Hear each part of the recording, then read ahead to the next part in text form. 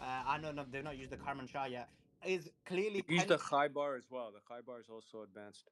Yeah, yeah, but they've used that at the moment, but they've not used like Karim Shah and a few others. So the point is that those weaponries are looks like they're basically penetrating the shelters. Where does that leave Israelis? With not too many options, Suleiman. I mean, where can they go and hide? Will these parking lots still be safe? Will these tunnels still be safe? Will these fortified shelters and bunkers still be safe? I mean, maybe the ones that took off to Cyprus and are giving back the homes that they stole are doing the right thing. It's karmic retribution. So, they get to stay alive and start their lives elsewhere. Push those that have stolen and committed the ethnic cleansing are now being forced to leave. So hopefully the rightful owners of the land can come back and But claim just on their that, land. which of the ones we mentioned, or if any others, which of the weapons do you think would be able to penetrate the bunkers? So Iran's got a few options that can. I guess they have their own bunker busters as well. I mean, the Sigil is the one they used most recently, and also it's going to depend on the target. Whether they would want to strike the building, the institution directly, or if they're actually looking to target, the foundation area, which can cause, the crevice within the earth. So it's not. So I believe the Sigil should be able to do it. It's definitely powerful enough, and there was the other missile as well, which can carry multiple warheads. Maybe not with that one, but I think the Sigil, based on what I've read, because it can carry like 1,500 kilograms worth of explosives, TNT, etc., can definitely do some serious damage. It's just a matter of aiming it towards the foundation to cause the damage to the to that fortified bunker.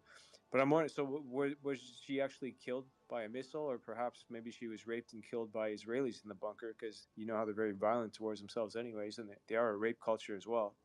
So it's possible maybe she was sexually abused and murdered within the bunkers, and who's watching, right, Suleiman? Let's not Two, put it past. it was two.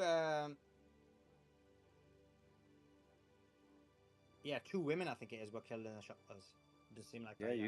you think the Israeli men would be a little more brave and courageous and want to protect their Well, women, just on that, but because people might be thinking that you're spouting conspiracy, but in reality, if you remember, there was that girl. I forgot her name now. Is it Mia Shem? Is it? Mia Yeah, Shem, the one Mia who Shem. got raped by her personal trainer. Exactly. So she was in Gaza, and Hamas did nothing to her. They looked after her, took care of her, and she basically made one of the most disgusting allegations you could ever do, which is to say that basically a Hamas member looked at her, and when he looked at her, she had this indication that he wanted to rape her with his eyes.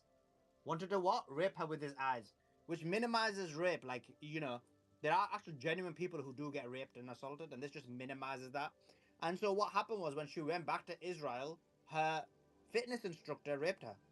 And so it shows the level of like karmic retribution, or if you do good, you get good. If you do bad, you do bad. What happens to people that she made this false accusation, dramatized an incident, and then she was a victim of that very same incident by the Israelis. And Sully, what's even more interesting? Because I remember she was one of the first hostages to get released, and they obviously rushed to do an interview with her, but clearly they didn't prepare her because she said he raped me with my eyes.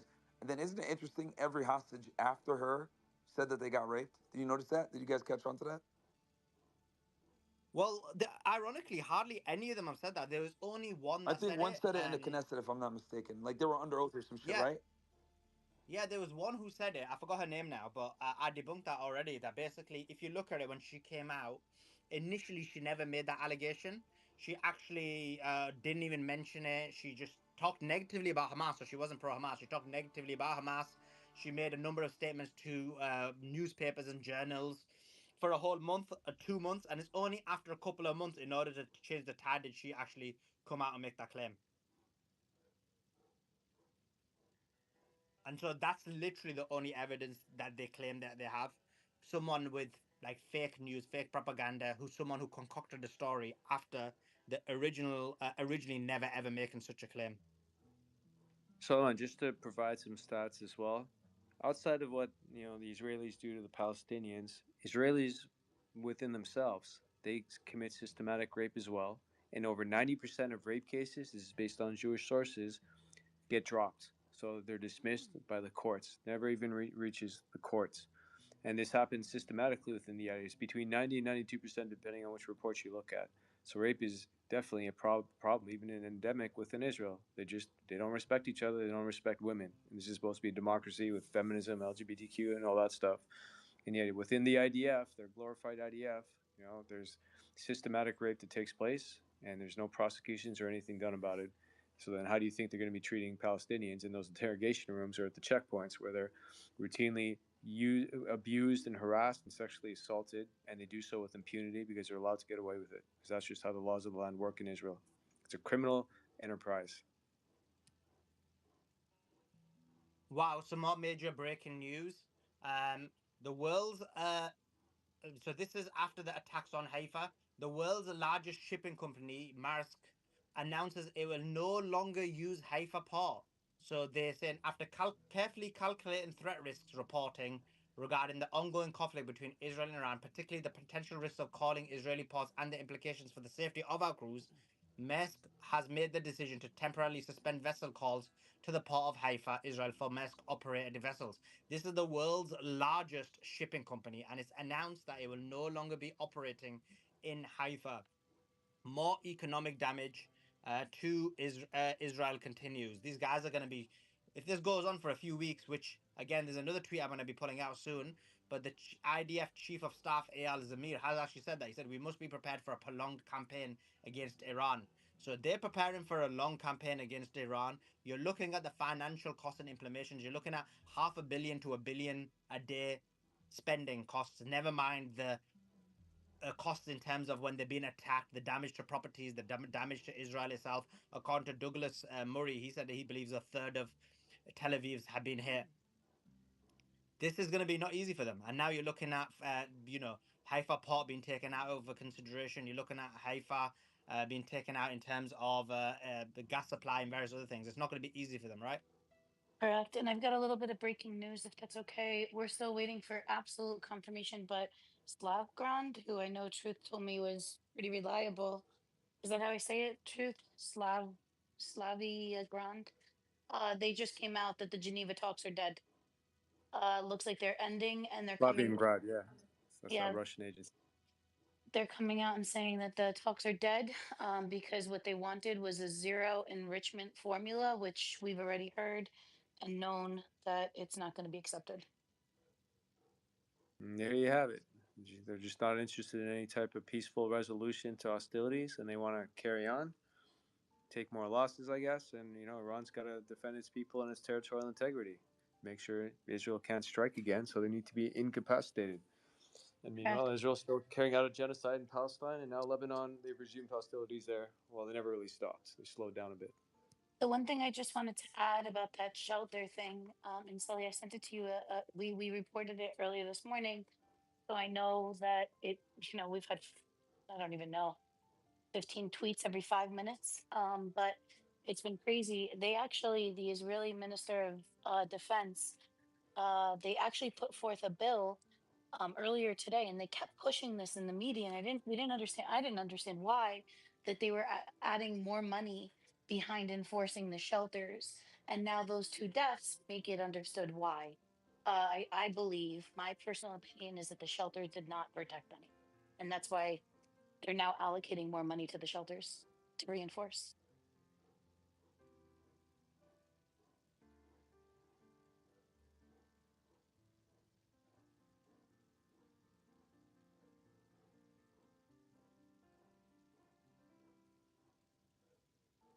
Are you guys there?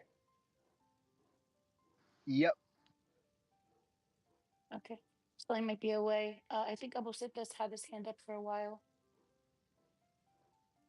Yeah, I was just gonna say I find it really interesting how yesterday the Pentagon leaked that information that the nuclear option is still on the table, and we heard earlier in the day yesterday how they're not considering that, and the Pentagon kind of clarified it by the end of the day. Okay, guys, some huge news.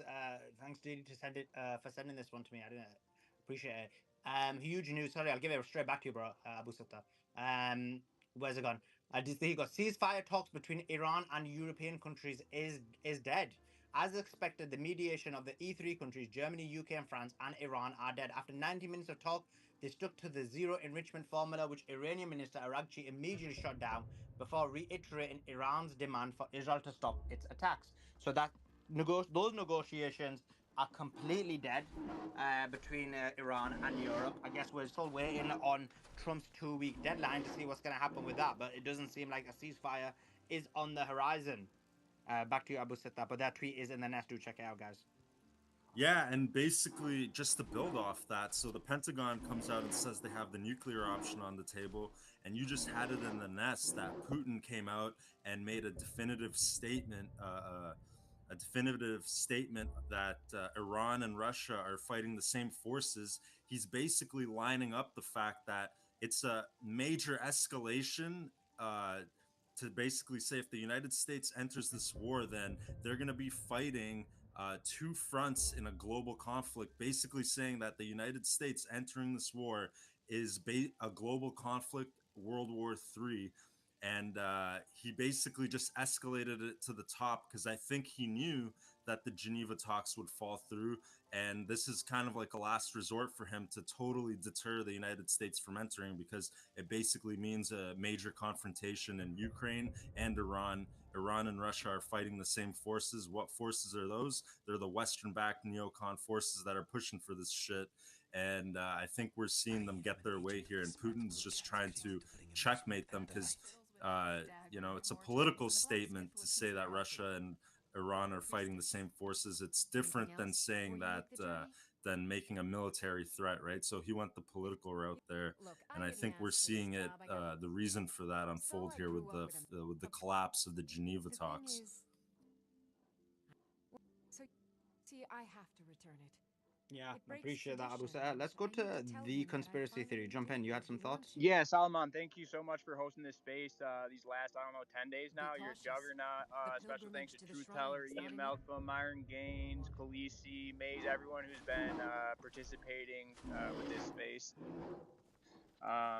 Let's see. Sorry, I've been waiting a while. I had some notes. I was kind of busy, but so I want to start off with inflation and like the Federal Reserve. One of the biggest tricks they ever pulled is to fool people on what money is, and the difference between currency and money is money holds value over time and currency does not. So inflation is called the hidden tax, and it's the most aggressive tax there is. It means it helps the wealthy and it hurts the poor. And they gave us a bunch of IOU notes for gold and silver, and we are now 150 years into a fractional reserve derivatives Ponzi scheme. With the U.S. dollar down over 99% in comparison to gold. So that's why they lie about the CPI. That's why they redefined inflation. That's why they rigged the CPI numbers. So they don't want the people to know how much they're stealing from them, right? So and then I had a few questions for Truth Teller if he was there. One, I was wondering what you guys were even arguing about earlier when I don't know, you had brought up logistics, he had brought up insurance, and I was just like, what the heck? Because like you had countered his point, and he's like, nuh-uh. And I'm not trying to be too harsh, but it's just like you got to look at things holistically and not so myopic. Sure. Why don't we just one at a time? So that's an easy one. He's trying to make the claim that even if Iran were to shut down the Straits of Hormuz, no problem. There's an alternative route. We can dock all the ships in a port, and that's in Oman, and then they'll have to truck it through at considerable expense and also time, which has there's residual expenses involved when you have to increase your supply when you have more chokeholds essentially, and then you also have to transport or do the transport from obviously the ship onto the truck and then truck it through to desired locations, presuming nothing goes wrong. He's saying, well, there's insurance savings on doing that, even though there's considerable time, cost, and of course other risks that are involved as well, because he thinks there's less cost of insurance with trucking. I'm like, well, that's just simply not true once you collectively analyze all the costs. So he was trying to, first of all, minimize the considerable cost that's incurred in oil transport within the Kerch Straits of Hormuz, where 20% of the world's oil passes. That'll cause an immediate increase in the price of oil if it was shut down, and that's why the U.S. has a deal and UAE as well that Iran won't do it. But of course, if they do, how are they going to enforce it? Because Iran's kind of in a position where they could, and there's not much anyone can do about it. But their ships use it too, so that's why they haven't shut it down fully. But they're enforcing who gets to pass through it. So some ships are being denied access, obviously Israeli ones, because they've declared war against Israel. So I don't know why he was arguing with me over that. He's just trying to again come up with his own theories because he's familiar with alternative routes he's trying to promote. Go ahead.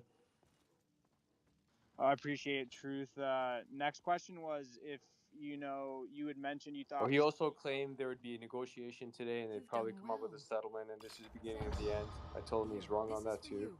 He got this wrong. Of course, he got it. And I'm not here to say I told you so, but it was expected because Israel's not going to budge on zero enrichment.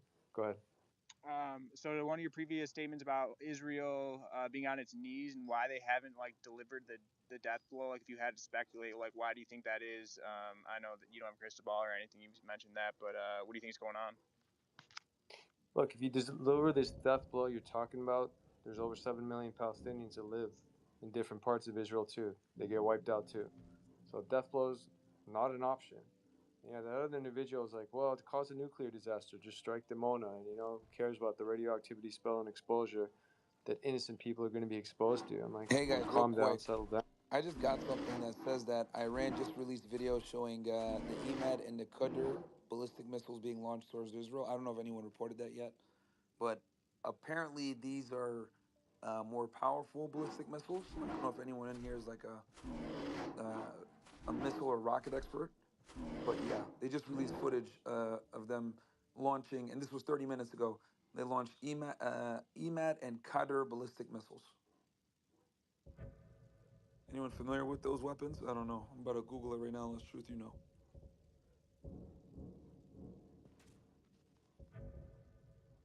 Do you know which high bar it is? Because there's more than one. They have like 1, 2, and 3. I got some noise outside. Give me a sec. Yeah, I'm looking here. It just says EMAD and Qadr. It doesn't put any numbers next to them. But both of them have been launched, one of each. What do you mean launched earlier today or right now? I'm looking here. Iran just released a video showing that they launched these missiles. Oh, okay. So I don't know if that's old or new, but it seems as It'll be like a video of the previous launch. okay. Have they used these missiles yet or no? The Haber they have, for sure. No, no. It says EMAD and Qadr. These are those two missiles. Yeah, I don't know. Email. I'll check it out. All right, I'll research too. All right, cool. And then I guess my last questions were if you could discuss a tactical nuke in comparison to a normal nuke, maybe they're different payloads, like how much damage they do. Like, I was curious in particular, do you think if U.S. used a nuke, do you think it'll be Israel, either one of them, do you think it'll be a tactical nuke to hit that nuclear site that they keep talking about? And yeah, I read that the tactical nukes were delivered more locally, while the other ones had delivery with the ICMB. What is that? Intercontinental ballistic missile. So I'm just wondering why you couldn't use a tactical nuke with the ICMB too. And I'll land it there. And thanks, guys. But the challenge there is that you have to get them both to land in the exact same spot, one after the other, one attack. And when they've tried doing this in their simulation tactics, they failed every single time. And there's only one individual, American rep, who thinks it can be done, and that guy's not an engineer or a physicist. He's got a PhD in political science. So he's the one that's advocating for this. But I mean, Trump himself isn't convinced, based on certain reports. Yeah. So I've just checked the missiles, and yeah, the Imad and the Ghadr are meant to be more, basically have a bigger range and more powerful than the Shahab 3. So basically the Imad has a 1,700 kilometer range, then it's the Khurram Shah, and then it's the Ghadr, which is 2,000. But then they use the Sajil as well. The Sajil is more powerful than all of them anyway. They used those the last 2 days, Myron. Anyway, do continue, Truth. Sure. So I think the plan for now is to use the IMOP. I think it's the 157 or 57, which is a bunker buster. That's at least 30,000 pounds. And the hesitation is they may or may not strike the right location, because I don't think they have full and complete information that for those sites is still at the right location. And two is having to strike it repeatedly, get in and get out, with a considerably slow B-2, B-52 bomber while Iran's already been able to knock off F-35s, which are stealthier, better at maneuvering and dodging, missiles from the air defense system. So it's a very difficult strike, and you're carrying a heavy payload to be able to, again, successfully strike a nuclear facility. And the suggestions have also been made, well, try to, weaken Iran with missile strikes and then try to get boots on the ground to take control of that one site. And the third issue is that's just one site. They have lots of nuclear sites. It's not the only one. And this one is so deep underground at 800 meters, it's not accessible at all, and that's why it was built there. And look, the other challenge with these bunker busters is they're meant for like leveled rock or concrete. It's not meant for mountainous rock, solidified form. So most of the shock will be absorbed. You'll get a crater, but it's not going to be anywhere near deep enough. Even with repeated strikes, it's just too hard. And this particular site's also been designed to be able to withstand earthquakes. If you do use a nuke, it can withstand a 4 or 5. That's not an issue for it. So that's why Trump's hesitated, because he doesn't want to take the L with an unsuccessful strike, because they'll come back and show evidence and say you didn't do anything. And how are they going to be able to prove with a third party it was a successful strike and he looks bad? He doesn't like to look bad. He wants to be able to claim a victory here, and he can't. I really appreciate it. And one last question, Truth. I know the fog of war is really thick right now. What do you think about the air superiority? And like Myron was saying, like, I know Israel has a bunch of different defense systems. David Sling, I forget the name of the other four, but how compromised do you think that is? And then who do you think really has control of the air superiority? And I know that's a tough question to answer right now with how much media blackout we're getting. So it's the Patriot Iron Dome, Arrow, That, THAAT, and then there's David's Boomerang, or David Sling. So they have a 5-tier within Israel, plus all the help they're getting, from NATO allies stationed in Jordan, in Cyprus, in Iraq as well, and plus off the aircraft carriers, like 10 separate ones. So it's like almost a 9 or 10 level air defense system, and Iran's been able to breach it. Look, there's no answer for the hypersonic missiles, irrespective of how good the air defense system is. So that's already a loss. Air defense systems are only 90% effective too. So you swarm it, you're going to get 10% in no matter what, even with slow drones, if you launch them all at the same time. But with ballistics, there's also a weakness, and also on timing. Once you deplete it, and drones have been sent from different sites, it takes 11 minutes flat to reset the battery. It takes only 7 minutes to launch, a hypersonic from Iran into Israel. So they've got the timing figured out. They can strike at will anytime. And with the hypersonics, they can strike anywhere they want, anytime. They've proven it. They've struck over 150 sites now in Israel. And that was 2 days ago. It's more than that now. With the blackout, it's difficult to know. Air superiority is based on your ability to protect your airspace or to control your rival's airspace. Israel obviously doesn't have control of the airspace because Iran keeps striking them, and so the air defenses have failed.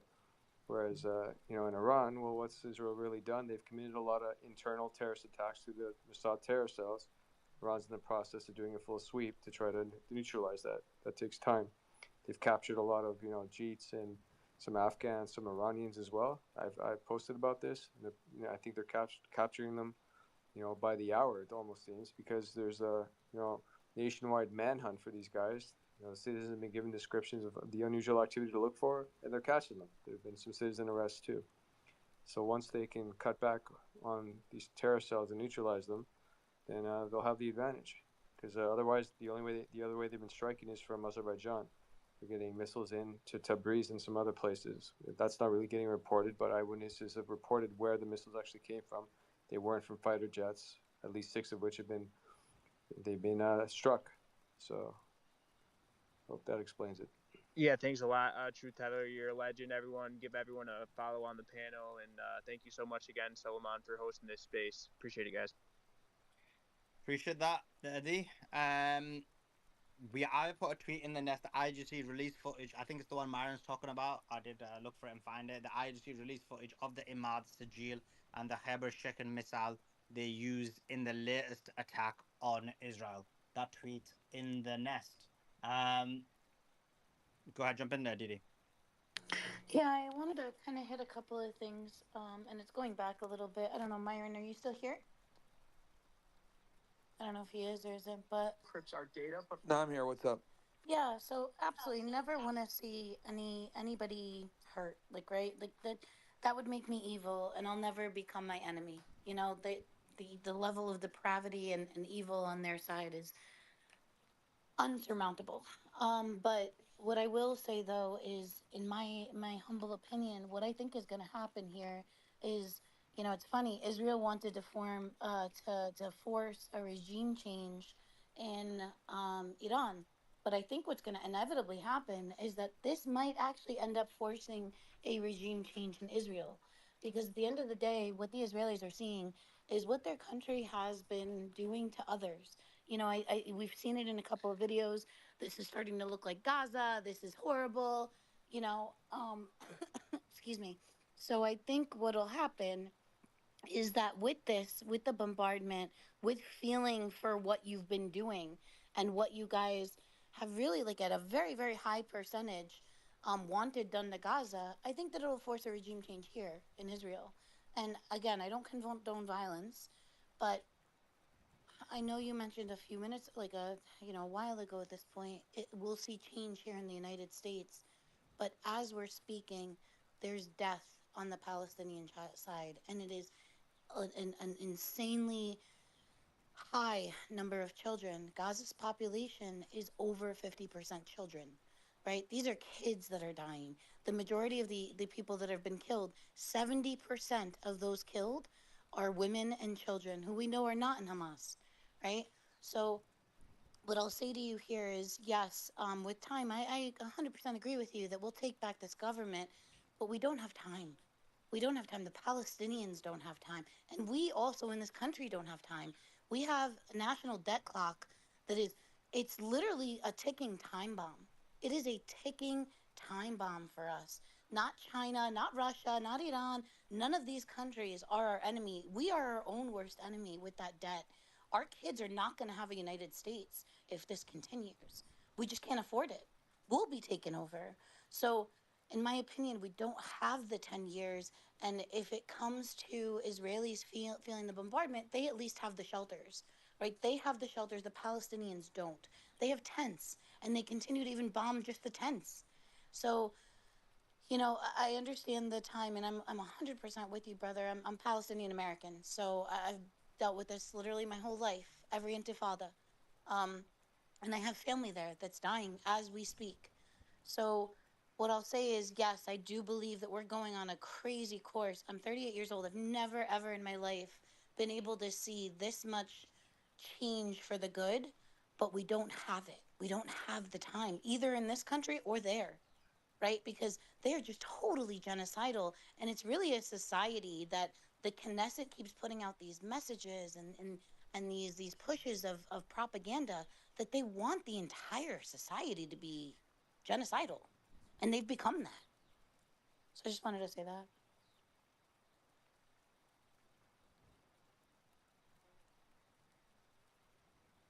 Thanks for that. We've got some more breaking news. Let me throw that in the nest. Here it is. White House on the ceasefire talks. Wickoff is conducting regular talks with the Iranian and Trump with the Iranians, and Trump concluded a national security meeting. Our destroyers are close enough to Israel to enable them to intercept Iran's missiles. So it's about the ceasefire talks. That tweet in the nest. Okay, cool. Jump in better. That was it. Better Carl Sol. Oh, I should love that TV Hi, show. hi. I'm just Sal. I'm from Ireland, and Ireland is still occupied.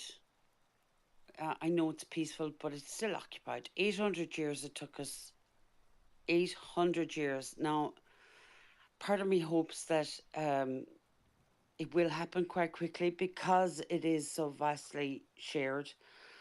I have a friend that I made in university in 95. She's Palestinian, and I learned from a very young age exactly what happens. And it has to stop. It absolutely has to stop. And my worry is that people are so focused on what's happening in Iran and with Iran at the moment, that the Palestinians are going to go unseen. I haven't seen any videos lately, which I find quite distressing because even a bad video is a video. I do think that it will be my children, who are 26, 23, and 21, that will make the difference. They're getting their news faster than we ever got it. I mean, legacy media isn't worth watching anyway. Yeah, I just wanted to thank you for hosting and your co-hosts and your opinions. It is vital to get out there every time. Every time I wake up, or I'll go to sleep actually in the space. So thank you for doing what you're doing. I think it's vitally important, and it is the way forward. So lots of love from Ireland, and may it just happen. May it just, and America just needs to stop. It just needs to stop trying to change regimes. It needs to stop. It causes more trouble than it helps. It's ridiculous. And thank you. That's all I really wanted to say. Thank you. First of all, we love the Irish. They're on Yeah, another level. Without a shadow of a doubt, they've always spoke against any form of oppression that occurs, and that's because, as you said, they are an oppressed people. They never oppressed anybody else. So yeah, we love the Irish, and we do stand with them always. So we appreciate all of them, guys. Some huge news, huge breaking news, huge breaking news. Let me put the tweet in the nest. Mahmoud Khalil, the federal judge has ordered the release of Mahmoud Khalil, the guy who was locked up for a foreign government, was locked up for Israel, whose speech was taken away by Donald Trump because they're against free speech, but his speech was taken away not for any other reason other than they for no other reason than he's Palestinian, and they disagree with the genocide of Gaza. But if you look at Mahmoud Khalil himself, he didn't even do anything in that regard. He was someone who was helped facilitate the negotiation between the students and the university. Both sides trusted him, so they helped him facilitate. He had zero evidence of his any actions. He didn't support Hamas. He did not call for violence. He did not abuse Jewish students. Actually, he did Shabbat with Jewish students, and yet they locked him up. They locked him up just because he's a Palestinian. And the federal judge has ruled against Donald Trump, and they have ordered the release of Mahmoud Khalil. Awesome, awesome, awesome. Maybe free speech is alive in America, but the judiciary is holding it up against the Zionist-controlled Donald Trump. Major, major, major news. That tweet is in the nest. Marin, are you there? Yeah, I literally just retweeted you, bro. This is a big fucking day. Wow. I want to hear your thoughts on that because, like me and you, we've done a lot of shows together. We've had a lot of conversations together. I think we both love the United States of America. Obviously, you're a U.S. citizen. I'm not, but I come there regularly. And there was huge concerns that the Jewish supremacist Zionists were destroying the First Amendment, the thing that made America uniquely better than any other country. And the right were attacking free speech. You were one of the few people on the right who has consistently been a supporter of free speech, even though you've been attacked from a number of quarters. I know you've been attacked by the left, you're attacked by the right, you're attacked by Muslims, you're attacked by a wide range of people.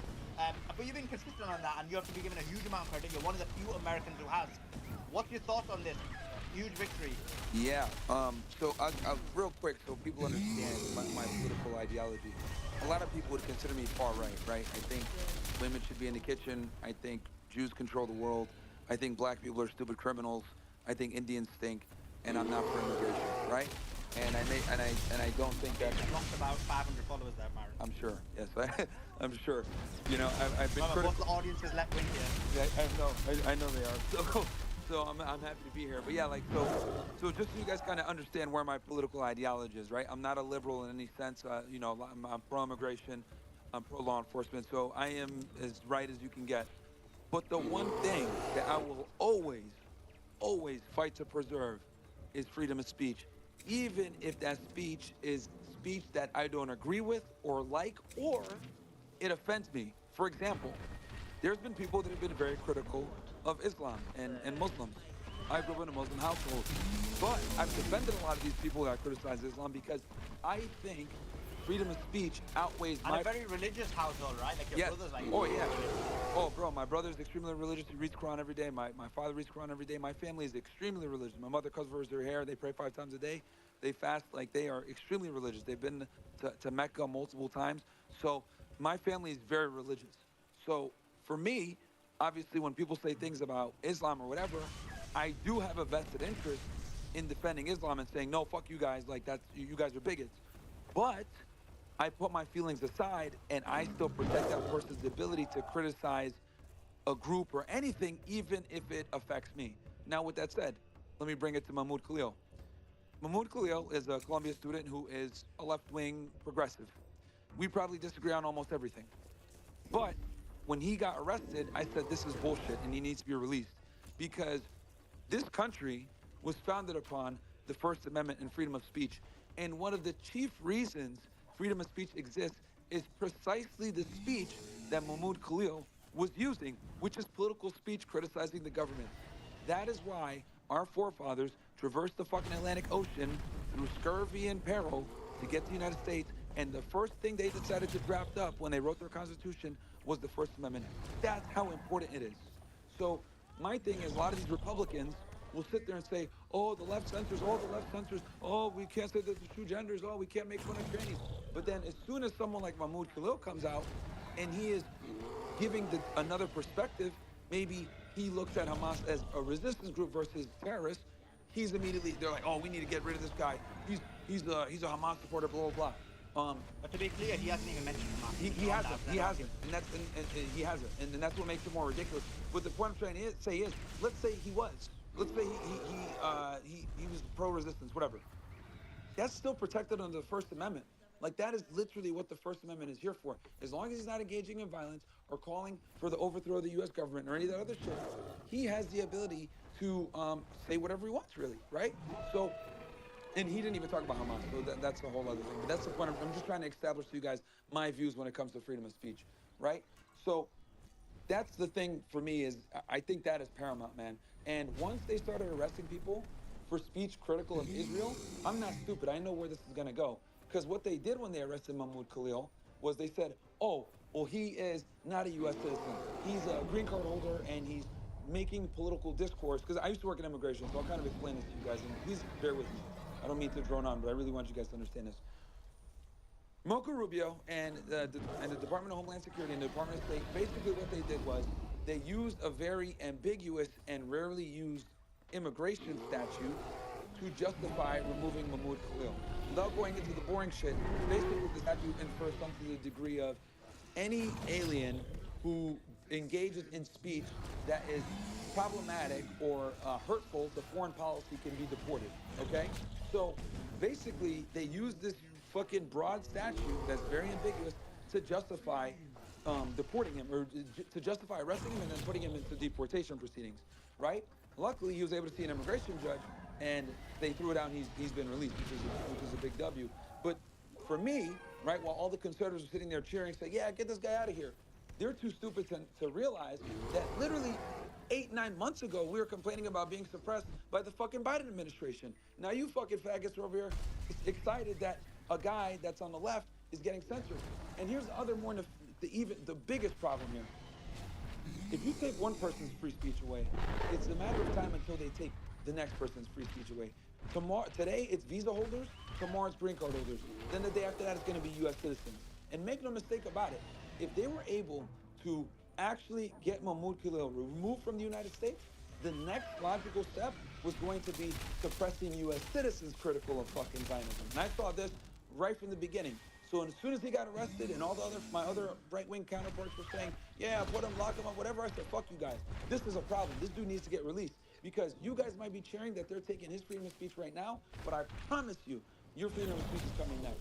So that is why it's so important to protect the freedom of speech, even if you don't like or agree with the speech, because it affects everybody. So yeah, man, this is a big fucking W. I don't agree with Khalil on some things, but he needs to fucking be able to say what the fuck he wants to say. I will fight for his ability to say what he wants to say, because it's his right to do so.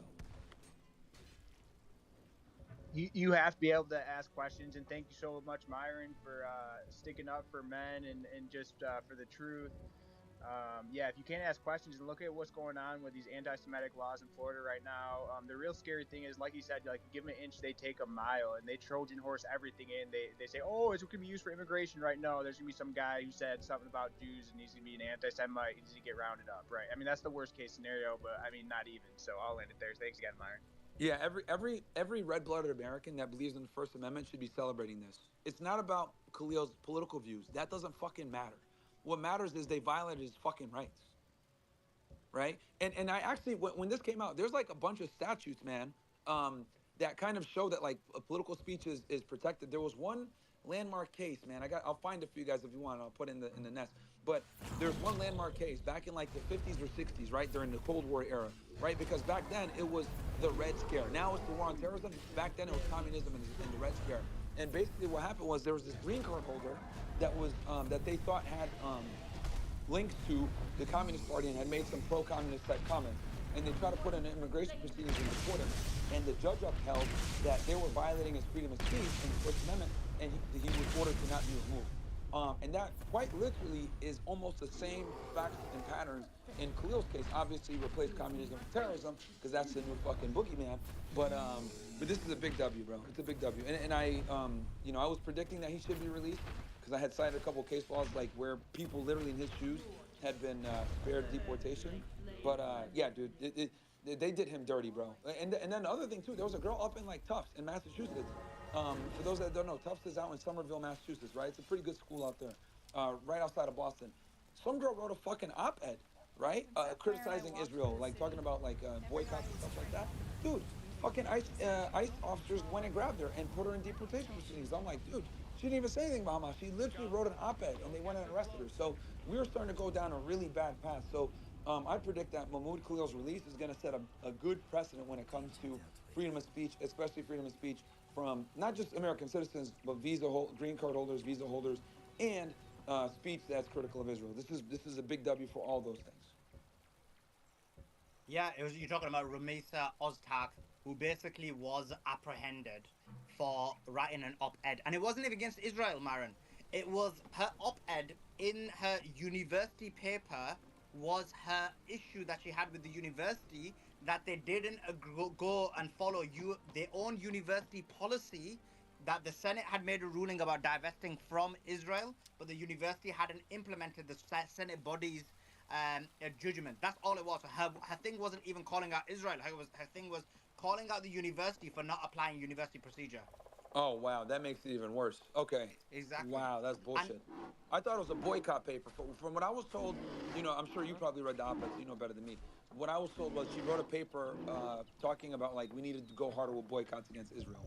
Something like that. It was about boycott, but it was not. It was her saying that the university body, the Senate within the university body, had ruled and voted on there being a boycott, Okay. but the university hadn't upheld that boycott.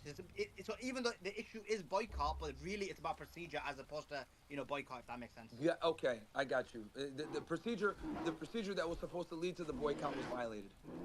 Exactly, within the university. Gotcha. Wow, that's even worse, dude. The fact that they tried to deport her for that.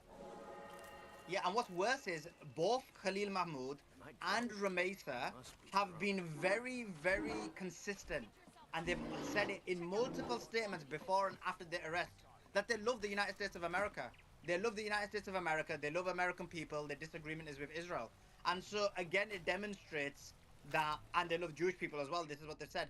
And so their disagreement is with the state of Israel. Not even because they make the claim, these people said death to America, but they clearly don't. These people have literally love America. Actually, when Rumeysa came out and she was let go, she literally said, "I love America and I believe in the American judicial system over any other judicial system in the world. I believe that I will get my rights, my freedom." So it demonstrates again, these people love the United States, but loving the United States is not enough. These guys want you to love Israel. Yep, absolutely. I'm seeing a lot of MAGA people, like people like Nick Sauter, who I'm cool with, by the way. Like we basically became big on Twitter together. We were quite small together, and then we made it on Twitter together. But he put a tweet out. I'm just gonna put my response in the nest. But he put a tweet out saying a federal judge has just ordered the release of Mahmoud Khalil, one of the architects of the pro-Hamas riots at Columbia University. This is insane. He's not a U.S. citizen. He's openly terrorizing American students at an American university. Send him home. So again, it demonstrates, and I've responded and said, can you explain what he did wrong? Other than call disagree with the foreign government of Israel. Okay, it's written quite badly, but the point is he's only disagreed with the foreign government of Israel, and for that they want him deported. And this is an overarching issue that you've got, Myron, and this is why I praised you earlier about your consistency. But MAGA has become anti-free speech. The right has become anti-free speech. What's your thoughts on that? Yeah, I got idiots right now. And I actually did a tweet on that. Mahmoud Khalil defeats Trump and MAGA's attack on free speech. So what's your thoughts on that? Yeah, they're fucking retards, and this is what separates people like myself from magatards, right? Like they want free speech when it benefits them. I already got some fucking dumb faggots in my thing saying, "Oh, how's this a W? He's not an American citizen. Send him back." Hey, dumb fuck, you don't understand that even illegal aliens still have rights in the United States. That's why they go to fucking see a judge, retard. That's what sets us apart from all the other countries. So this is the problem where a lot of these MAGA people, they just don't understand the law and they don't understand the Constitution properly. And quite frankly, they're stupid. Illegal alien. He's a green card. Send him back. Number one, he's here legally. Okay, guy has a fucking green card. He's here legally. Number two, he engaged in speech that is politically. He engaged in political speech that is protected by the First Amendment. Shut the fuck up, retards. Like, dude, it's incredible to me how it's incredible to me how a lot of these people on the right are dumb fucks, dude. Stupid as fuck. 50 IQ, man. Get out, or I'll call the guards. Well, it's what you were saying. Like, it's not just the JQ question. It's like every single topic you get chastised and canceled and shamed if you don't go with the mainstream media, right? We need to trust the experts. We need to trust the science. We need to trust the peer-reviewed experts. I'm not saying not to. I'm not saying science isn't real. I'm just saying a lot of these studies, you got to look who's funding them. I mean, topics like evolution. Just look at big pharma with their oil pills from the Rockefellers, right? We go on and on and on. This stuff, and it's just crazy. Like, you mentioned chemtrails, and someone's like, "Oh, you're conspiracy theorists." Like, bro, that's like bottom of the list. But yeah, I'll land. I think MAGA and the right wing, as I mentioned, have exposed themselves because for too long they cried about censorship. For too long they cried about anti-free speech rules when they were on the receiving end. But what they clearly demonstrated is when they were supporting free speech, they only supported it because they were on the receiving end. But now that they have the power, they're more into censorship, political opinion. They're having an attack on the First Amendment, and you saw it in terms of that largely that a lot of them becoming pro-war as well. But what does this say? And this is to Myron or the audience, even Ian Malcolm. I think you might be a good one to answer this. I think I know what you're going to answer. But what does it say about the fact that for too long they mentioned and they spoke about the fact that Muslims can't assimilate into the United States or into Europe, and yet they have in largely in terms of from a religious perspective, because the values are similar, the assimilation has happened. Whereas when you look at Jewish Zionists, they clearly have not been able to assimilate. Instead, they've dominated, and what they've done is they've made America give up its values, give up its tradition. In the UK, we used to be a kind of Christian country. They changed it into a liberal democracy, a liberalism, by attacking Islam. And now when you look at the US, they're making, based on their control of Trump and MAGA, they're making a direct attack on free speech. They basically are making Americans give up the First Amendment. And so again, it's not assimilation, it's domination, changing the law, changing the constitution for them. What's your thoughts on that, Ian?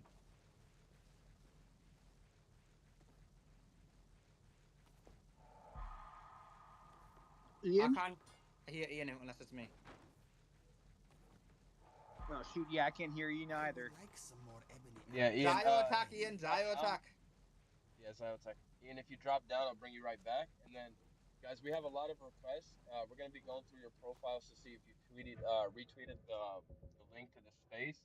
If you don't retweet it, we're gonna bring you up. So retweet the space, and yeah, it's on the purple pill, bottom right hand corner. Retweet it, and then we will try to bring you up after we, go through all these. The name of the case is bring you called, up, I found it, guys. It's called Bridges versus Wixon. I just posted under my post because I saw some retards in there. So I actually put the case law where you can, where even legal aliens and even illegal aliens can criticize the government. Like if some fucking Mexican dude gets arrested for being here illegally and says, fuck Donald Trump, I hate the president, I hate the US government, they can't charge him for that. Like he might be in immigration proceedings, but they can't put him in jail explicitly for his comments against the US government. So even illegal aliens have the right to say what the fuck they want. It's amazing to me how stupid some people are, man. Wow.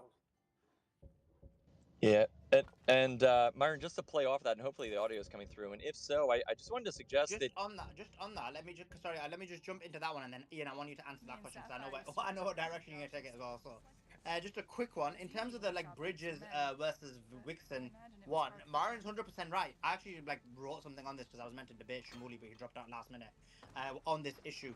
But basically, the Supreme Court in that case ruled that green card holders, people in the US legally, are protected under the Bills of Rights, which includes the First Amendment.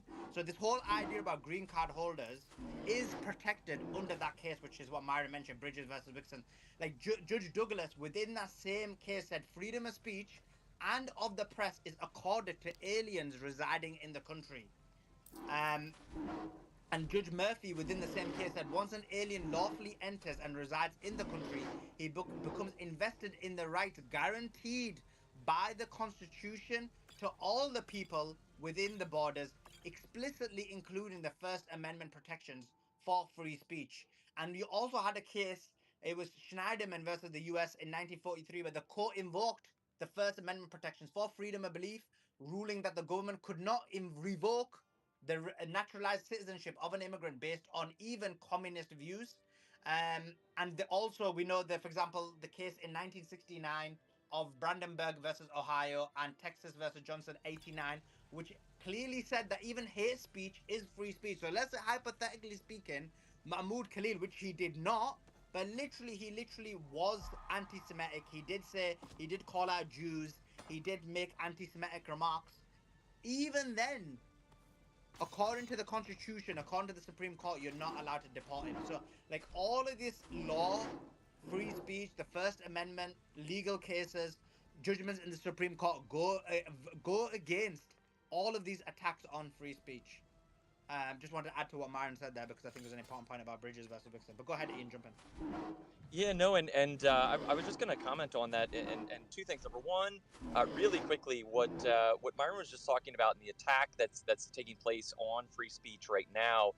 The coinciding of this with what's going on in Iran and Israel is why I believe, in spite of all the incredibly important moments in U.S. history over the last, let's call it 70, 80 years, right now we are living in one of the most critical points or inflection points when it comes to the essentially freedom of Americans against the tyranny of this system. And it's because at the end of the day, if Trump moves forward and pushes for war with Israel against his proclamations that he wouldn't push for any new wars before he was in office, his promises to the American people to basically fight for their interests, the fact that Americans in large are against this war, if he moves forward with it anyway, the West sacrifices the remainder of its prosperity to build up Israel. And at the same time, they're able to push for the literal criminalization of people merely noticing that the West is subservient to this system, well, then things only go extremely totalitarian from that point forward. And so, as a result, I think it's an incredibly just pertinent window in time for everybody that's here. If you have any kind of appreciation for, like Myron was talking about, those founding fathers that fought incredibly bravely, not only intellectually, but also physically in the Revolutionary War to be able to provide you the freedoms that many people take for granted today, this is one of the most important windows in literally decades worth of time. Now, Sully, to the other thing that you said in terms of the ability for these two groups or three groups of people, the Muslims, the Christians, the Jews, to all live together, to coincide and maybe make up one big happy family. I mean, I think you're incredibly correct in the sense that the Muslims, at the end of the day, not only intellectually, but also in some ways spiritually, culturally, there's a lot more alignment, and it just comes down to the lack of the supremacist belief system that runs rampant amongst the Jewish community, right? And we can see this no better embodied than in the treatment or the understanding of the persona or the figure that is Jesus Christ. And the Muslims obviously revere him as a prophet. The Christians see him as their savior. The Jews say that he's burning in hell forever for his blasphemy, right? And this is a fundamental difference in the insanity that is Judeo-Christianity, where literally, those two couldn't be more oxymoronical. while at the same time, the system that is built by those that would tell you that lie are also suggesting that the Muslims are your forever enemy.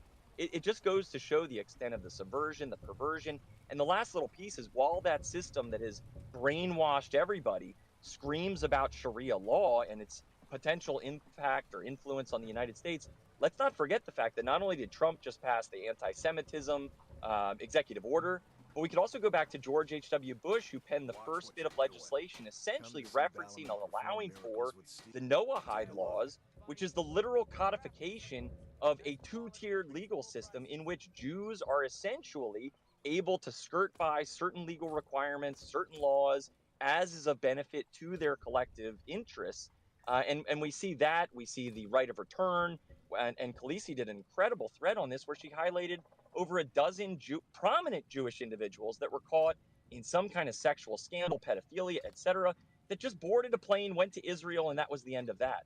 And so we see these systems where the law is clearly different, the media is clearly lying, the politicians are clearly bought, and all the while they're trying to foster animus and animosity, in particular between the Westerners and the Muslims, who are largely in the Western world because they had to endure refugee status after being the byproduct of war that was brought to their doorstep largely by Jewish interests. So you've got the right wing going over to the Middle East, blowing everything up, then the left wing saying we have to take in these people as refugees, and then the media all the while saying these are your forever villains. And it's like, wait a second, I think the villains might be the ones constructing the war, bringing in the refugees, increasing infinitely the debt, etc. And so, I do think these groups of people ultimately can live prosperously together. But when I say these two people, it's not Jews and Christians, or at least that's my belief. It seems to be the Christians and the Muslims, and they seem to have a common enemy. But most people, unfortunately, are oblivious to that reality. Of course. You know what it is? Just 2 points to know, right? One is, I agree with you about Jesus. Like, according to Muslims, not only is he a prophet, but Muslims' belief is that prophets are sinless. They don't commit sin, right? So they can't do wrong. That's an important point to know. So for example, when it comes to Jesus, the Muslim belief is that he's divinely inspired. Obviously, Christians believe he's divine, but that's completely and vehemently different to, for example, obviously we know the Jewish position on this. It is that he is a rebel, right? At best a rebel, at most even more worse than that, as quoting Ben Shapiro and so on and so forth. The second thing is, when they say Sharia law, that's just a way of demonizing Muslims and creating this fear tactic. Because in reality, like, what is Sharia law? Like, what part of Sharia law is a problem? Like, let me know. Like, what is it? What is it within the Sharia law that you think, oh, you know what is the problem? Because in Judaism, you've got Jewish law, which is halakha law, right? We've got that in Judaism. No one ever speaks about that, and it's not just that. There's no issue with there being a legal framework within religion. Even in Christianity, you have a legal system in there within Christianity, whether it's the canon law or various other legal systems. Like, each religion has a moralistic and legalistic framework. You can disagree with that, no problem. If you look at a lot of my writings, I used to disagree with certain elements within Islam anyway. If you look at my writings, I did it a number of times. But in terms of them having frameworks, they have it. So whenever people say that, I always want to know what. So, like, for example, what issue is there within there that people have a problem? Because it's just a legalistic framework within their own religion. So it's just like ridiculous. It's a way of fear mongering against Muslims in my view. Let's bring up people. But yeah, jump in, Ian, if there's anything else you want to add to that before I bring people up. No, I think you knocked it out of the park with that comment, and that's the big thing. It's just at the end of the day that those frameworks are entirely different, and it's just wild because the pieces that you're referring to in that religion is designed essentially to encourage people for let's just loosely call it the good. The other is the ultimate enslavement of everybody else, and it's like I think one of these is Ian, I know what they don't like. In Sharia law, which is also found in canon law as well, Christianity, the prohibition of usury. Maybe that's what it is. Is that what they've got an issue with? Maybe. Well, that's and then the obvious question just becomes, who is they? Exactly.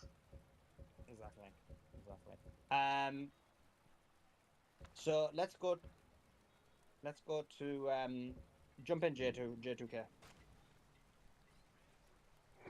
Thank you, Salmai, and Thank you for hosting this space. So a lot of people clearly had, misunderstanding of what I said, and I appreciate Myron, providing insight on that because he explained exactly what I was saying. I should have been a little more detailed on what I was thinking. So, he said and I said, this is a pivotal point. Israel, for the longest time, with the exception of I think it was in the early 2000s. I'm trying to remember the guy's name on. It was like an Israeli prime minister. I think it was like Yitzhak or something like that. He was actually willing to talk with Yasser Arafat. He was for, Yeah, an you're referring Israeli to Palestinian. you're referring to Yitzhak Rabin and the Oslo Accords with Yasser Arafat, signed in the early '90s with Bill Clinton. Exactly. But unfortunately, he passed away, and then Netanyahu came back, and they just reverted back Oh, to bro, he who didn't they just want. pass away. A member from the Likud party assassinated Yitzhak Rabin. I know her. Which is the same Well, exact party, which is the same exact party that Benjamin Netanyahu runs now. Not that she has good wares. and but the Wait, thing you is didn't also, know he Aaron. was assassinated by Yigal Amir, another Jew? Killed him because he was trying to do a two-state solution? You didn't know that? Yes, that's what I'm saying. Like I was trying to recollect because I Why'd remember, you but say at the he same passed away? time, I did it. Well, truth. You got to remember, bro. Like, and we're not. By the way, Jay, we're not saying this to like correct you or try to a little bro you. There's a lot of people that are listening. So, and a lot of them probably have heard this stuff for the first time. So I just want to make sure that they have everything. So it adds even more, credence to what you're saying right now. He wasn't a Keep Absolutely. going, lone bro. You're gunman. good So though. He got help from the Shin Bet to carry out this assassination. He had a Shin Bet handler that enabled it. yeah, absolutely. That's what I'm saying. Like I was trying to recollect because I knew I had it in my head. And so he was assassinated because, he was for a peaceful solution between Palestinians and Israelis and a closer relationship. And obviously they can't have that, especially the Likud. But the problem that I have also is not only is the Likud obviously, warmongers and they love this shit, but the opposition even supports Netanyahu and what he's doing to Iran, which is also, also a bigger picture. And And like Jay, here's the Truth thing. said, You want to hear something crazy, Jay? Not to cut you off, but I want to add even yeah, more yeah. to what your stance here. So obviously, so Netanyahu is a part of the Likud party. I know this is going to sound crazy to believe, but Netanyahu is actually the most moderate and left-wing person in the Likud. Like, there's even more radical people over there, and he's just the most moderate, right? Which is why I think they have him represented there to kind of somewhat come to some weird middle end, even though it's not. And then the left, the liberal side of Israel, obviously they're way more woke and shit. But after October 7th happened, everybody united. And this is why I always like make jokes when people try to sit there and say, "Oh, it's the Democrats, oh, it's the Republicans." No, bro. When it comes to the Jews and their power and they get attacked, they all unite, man. They all unite. That's why people like Ben Shapiro, right, are finally, after October 7th happened, they're both retweeting each other, right? It's always about protecting Israel. Absolutely. And when they say they're like, oh, it's the Democrats, oh, it's the Republicans, and people, also need to realize that APAC pays both. They pay both the Democrats and the Republicans. Think of it. There's another PAC. It's the Council for American Islamic Relations. All right. Why are they considered, a foreign agent and they don't have as much influence, but APAC does? So that's Just some breaking news. Sorry, I forgot to mention it. It just slipped my mind. I don't know if I said it or not. But Iran Foreign Minister Abbas Araghchi has come out with a statement. He said, "We will not negotiate with any party as long as Israel's attacks continue." Araghchi stated that we had a serious discussion with the Europeans today, adding that we will not negotiate with any party as long as the Zionist regime attacks continue. So he's been quite strong in his statement that they are not open to any form of negotiations while Israel continues to bomb them. I've also retweeted Myron's tweet. Let me put it in the nest and let me read it out because I think it's a golden tweet. He wrote, all the retards that are mad that Mahmoud Khalil was released from ICE detention need to realize this was a big W for America and the First Amendment. Why? Because Khalil, a lawful permanent resident, was arrested and put into deportation proceedings for political speech critical of Israel. This is unconstitutional. There is established case law that aliens still have the First Amendment rights. Khalil is a is a liberal I don't agree with, but I'm smart enough to know if his rights get violated. I'm next. Freedom of speech must be protected whether you like or agree with the ideas or not. That's a tweet by Myron. Guys, do like it, retweet, and reshare it. Golden tweet. Yeah, man. People are Also, stupid, bro. Even people on the right like don't get it, man. They're such fucking retards. for sure, guys. Create awareness on that, because the element of the fact that this has been confirmed by the Supreme Court, by Bridges and Wixon, Myron highlight that in that tweet, and a lot of people are unaware of this, especially people on the right, because they're not very smart. So do check that out and retweet it. That'd be awesome. And another thing, Sneeko, who is good friends with myself and Myron, was on the prowl, and he let me put that tweet in the nest. He said DJ Khaled was confronted by Sneeko, who tried to get him to say free Palestine, but DJ Khaled refused and walked away. The DJ Khaled's a Palestinian, but refuses to call out the genocide. He refuses to stand with Palestinians, and is a disgrace. But that tweet's in the nest as well. Yeah, 1 second. Actually, where's Myron's tweet gone? Let me put it back in. Give me 2 seconds. So yeah, do retweet both of those tweets in the nest. Appreciate that would be that, golden. Bro. Appreciate it, guys, if you do that. Extremely important tweet. Because most people don't know about that, because the right continue to harper on about green card. They just don't know the difference. It's actually hilarious how well, I mean, me and you are actually way closer politically than people think, Sully. But like, it's just funny how like on the shit that really matters, we agree, right?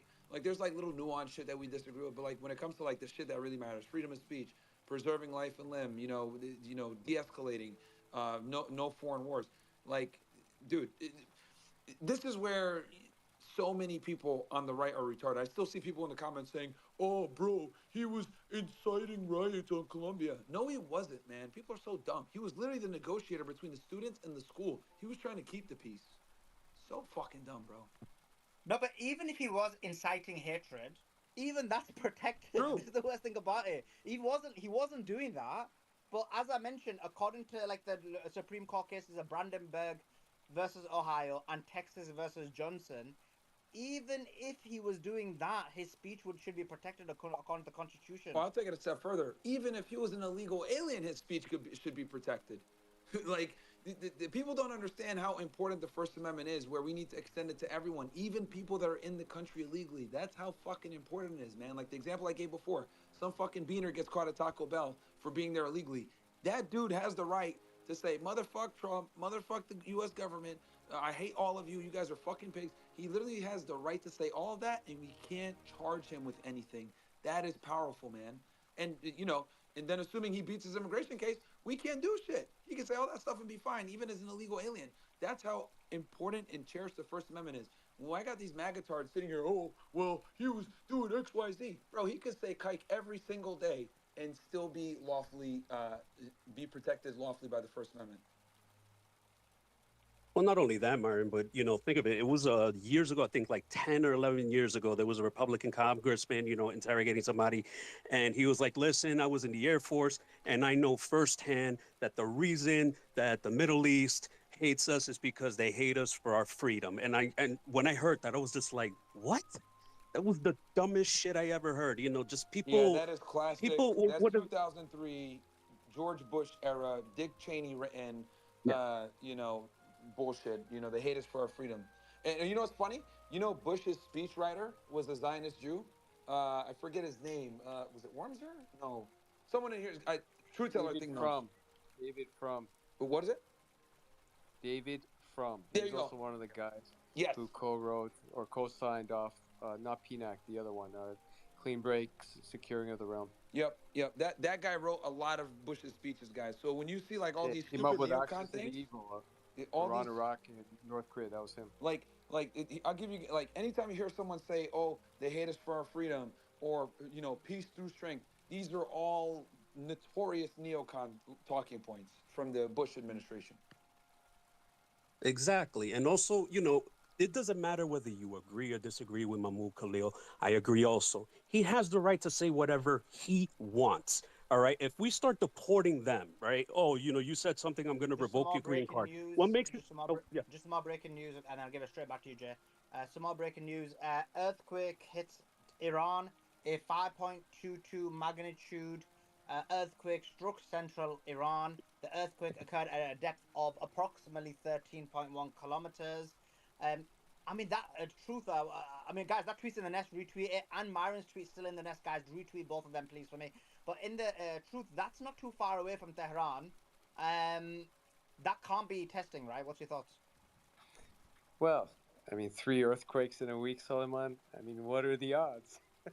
Well, there's more than 3. There was about 6 just that one day, bro. But well, you I mean mean, 3 I'm not days, counting all maybe. the look. I'm not counting the. Wait, hold on. aftershocks, You guys but think they're 3 nuclear testing right now? Yeah, 100%. Yo, let's get IV Listen, up you there. No. IV. need- No, hold on, because IV's in here. 10 kilometers is way too deep. Hey, It's way too deep. IV, request a mic, bro, because I know that this is your fucking lane when it comes to atoms and all this other fucking nerdy shit. Ask for a mic, bro, because I remember me and you were literally talking about this like 4 days ago, and you were saying there's no way Iran's gonna have a bomb because they got to do testing. So if we can give IV a mic, I want to get his take on this. Yeah, come up, Ivy. We'll bring you up straight away. For sure. Yeah, Ivy doesn't think so. I'm more inclined to think it's not, but I know Truth's position is that Well, they if are. there's So that's earthquakes, good. bro, randomly out of nowhere, that might be Three a sign. separate earthquakes, 3 separate areas in less than a week. Come on. I mean, and they're right around the same range as what you need to be within But testing. Truth doesn't that go against it though? Like in the sense of, if it was the same place, I would say that'd have more of a chance that it is, because you wouldn't do nuclear testing because of the fallout that happens, because of the the harm it does to the atmosphere and the area, and how people can get harmed by the nuclear, the nuclear implications of it. To do it in 3 different locations and so close to Tehran as well. I know it's not that far, but it's not too far away from Tehran. Do you think, like, wouldn't that go against the idea that it's 3 different locations? What's your thoughts? Saying they may have tested it somewhere underground to be away from any type of civilian exposure. We don't know for sure. That's the problem, because there's information asymmetry. But the one in Baluchistan, that was in an area which had been previously used for nuclear testing. Pakistan had used it previously to test there, so it's already got some radioactivity present anyway. And they, I guess, closed off the border in and around when it happened too, to again minimize the exposure. And you have to be within a range of around 5. So 4 and 3, 4, 5 to 5.3. It's right within the range as well. Plus, again, they said if Iran had previously said if they're ever attacked, then they would likely reverse course on on wanting to actually get a bomb. And sure enough, literally, I think it was the day after this test of Balochistan. The day after they were attacked, they decided they're going to pursue the bomb. They probably got the directive, okay, go for it. Now all bets are off. We're no longer going to adhere to IAEA, NPT, and they essentially also opted to withdraw from those protocols that aren't trustworthy anyways because they lie. So what reason do they have to, adhere to any more protocols? They've been attacked now, so I think they would like to establish deterrent to avoid future attacks. Since nobody from the international community has called for ceasefire, and they're having to continue to defend themselves against Israeli hostilities. So, but again, I understand that region is earthquake prone. I'm not discounting that maybe one of them was a legitimate earthquake. It's possible. Maybe the one Truth, I got a question for you. Central. Yep. Okay, let's assume they're nuclear testing, right? Let's assume. And they're successful. How are they going to go about projecting this new weapon that they've acquired? Would they go out on public media and say, look, we got a fucking bomb, you guys better stop? Would they send a formal message to the United States or to Israel to threaten that they have one? How would they go about? Because I'm assuming they don't want. Well, obviously we know they don't want a full-on war and they want deterrence. Hence why they're maintaining their nuclear program. How do you predict they would actually go about notifying the United States and Israel that they need to back off, if they had it? Well, there's multiple ways they can do it. They could test it on a hostile country to take the preemptive step if they feel like they're going to be threatened with one. That would be the most extreme way. I'm obviously not advocating for that because that'll do mass devastation, destruction, and likely kill Palestinians as well. That's the main reason why. Second way is, like you said, perhaps through some back channel communication first, or even just be straight up with it and announce it. And then with some imagery in the background saying it's been tested as well without disclosing where it is or how many they have. They could say that as well, but from what I understand, they likely have enough nuclear fissile material for between 9 and 12 bombs, so it's not a small amount to start with. Could be even more because I know they've accelerated their nuclear enrichment program, the last several months to double it actually, so they could have more nuclear fissile material, much more than what they were producing before. And we already know they can produce at least at 60%. If you believe the ex-defense minister of the UK, he says they can enrich at 83.7%, and that's in addition to the fact they run a plutonium plant, which you can mix with highly enriched uranium between 40 to 80%. So right at 60%, if you combine the two, you can also create a highly fissile nuclear bomb as well. So they have multiple ways they could be building this bomb. They have the ability to assemble it. They've completed the nuclear cycle. They have their own uranium. They don't need any assistance there.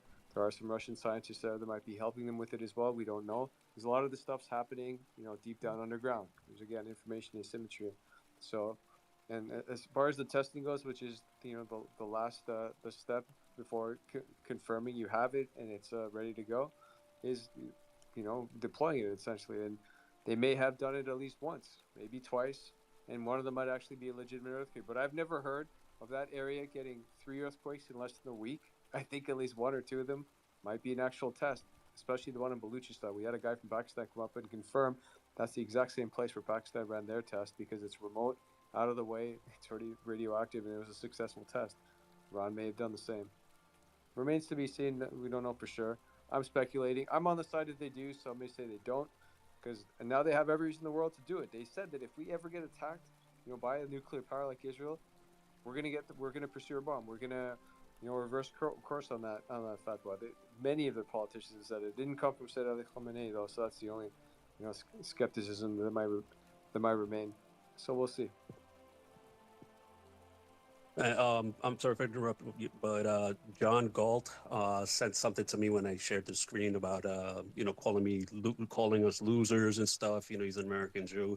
I'm sorry, the truth hurts, bro.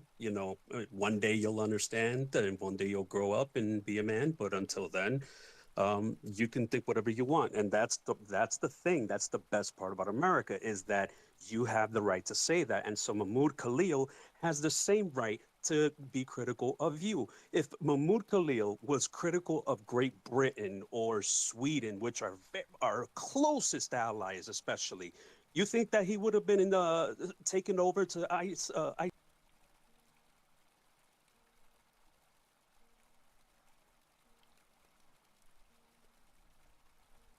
Did he break up, or is it just me?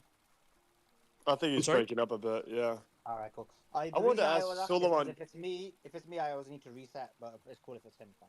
Suleiman and Myron, I want to ask. Absolutely, and like you just said, so no matter what, whether you're pro or against Israel, everybody has the right to a specific opinion.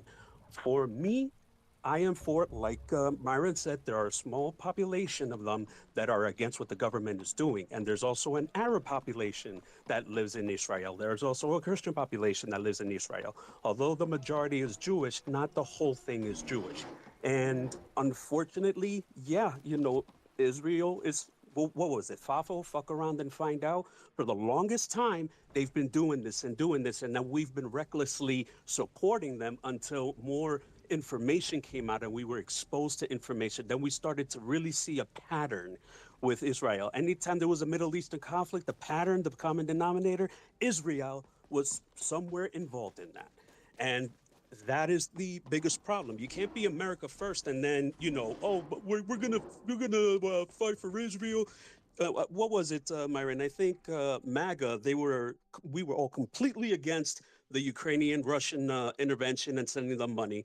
But now they're for Israel. People like, what was it, cat turd or cat shit, and other people saying like, oh, if you're not for President Trump, then, you're not my friend. And I'm just like, those are fanatics. Those are people that unfortunately follow the leader. They're not free thinkers, despite the fact that they keep saying it. They're not. You have, no matter what, even if it's a situation or an inconvenient truth, you have to face it, and you have to be like, you know what, you're absolutely right. And then you have to think of ways of approaching that. But if you constantly say, I don't give a fuck that Israel is committing genocide, they were through the Holocaust and shit. It's like, oh, so the ends justify the means? Because it wasn't the Palestinians that did that, but somehow the Palestinians are the one. Some breaking news. Tel Aviv assessed that Iran has shifted in recent days to a type of war attrition. The Bloomberg reports that Iran has hacks private cameras in Israel to gather real-time information about strike location it conducts and improve the accuracy of missiles further. An explosion was heard in the Ebtkan area west of Tehran. Israel receives 14 weapon shipments from US, Germany since the start of the war with Iran. The latest shipments are carrying equipment for the Israel defense systems used to intercept Iranian missiles. The US continue to help support them. I thought it was a might makes right. It clearly might doesn't make right. They're supporting, needing help from them. In terms of nuclear enrichment, because I want to bring the conversation back to that, because I think that's an important conversation to have. And Ivy, if you're listening, do come up, because I never fully understood Ivy's argument, because even Ivy conceded that enriching from 0 to 3% is probably the hardest, most time consuming, most difficult process. Enriching from 3% to 60% is difficult, but not as difficult as the prior. And then 60 to 90 is a lot more easier. It's not linear. It's more. It's more like an exploratory. And so, like, if you enrich from 60 to 90%, likely it only would take like, what is it, like weeks, maybe days, depending on the types of centrifuges you have. If you have the right types of centrifuges, like for example the IR6, then you got a chance to do that very quickly. I guess my thing is this, that what was the sources that they had 60%? Were they Israeli sources, or was that also sources from Iran? And I guess the second question is that um it would be, if that's really the case that they're at that level, it would be incompetent for them not to accelerate and do that. What's your guys' thoughts on that? Or Truth, you jump in. What's your thoughts on that? Sure, thanks. I just want to go back to that nuclear testing, if it's okay. And by the way, doing underground testing is actually quite normal. I've been doing it since I looked it up since 1963, and the purpose of that is so that it's fully contained, so it can minimize any exposure to the radioactivity that would follow. Obviously, so the two underground tests are to be fully contained, emit a negligible amount of fallout, and it does cause seismic activity in and around. Again, 5 on the Richter scale. This one was at 5.3. So it seems to fit the billing, seems to follow, all the what some may conceive is likely a test. It's just a question of how much TNT they might have packed in. It could be, well over 20 tons of TNT within it. So it's massive, and they may be prepared to disclose it in the near future. Who knows, or they may not. And they want to keep that card close while they carry on with unofficial talks. I don't think they're going to have any more talks anymore. They're just going to carry on, with the current battles. But yeah, I agree with you. Once you learn the nuclear fuel cycle, you can also learn how to enrich at higher levels. And again, it was also the ex-defense minister of the UK that claimed Iran can enrich up to 83.7%. The IAEA says they've done it. And I believe I looked at an Iranian source that says they know how to get up to 60. Once you get to 60, you can definitely get to 80 and beyond. It's not that much more complicated to be able to figure it out. I'm not an expert on this stuff. I've just been educating myself as I go. But again, Iran's been working on its nuclear energy program for more than 20 years, with help from, some help from China, some help from Russia, and some say a little bit of help from Pakistan as well. So why wouldn't they have learned by now? I just feel like it was a choice not to do it all this time. But now I believe they have every reason in the world to do it, because they've been treated so unfairly by the IAEA, and there's a double standard.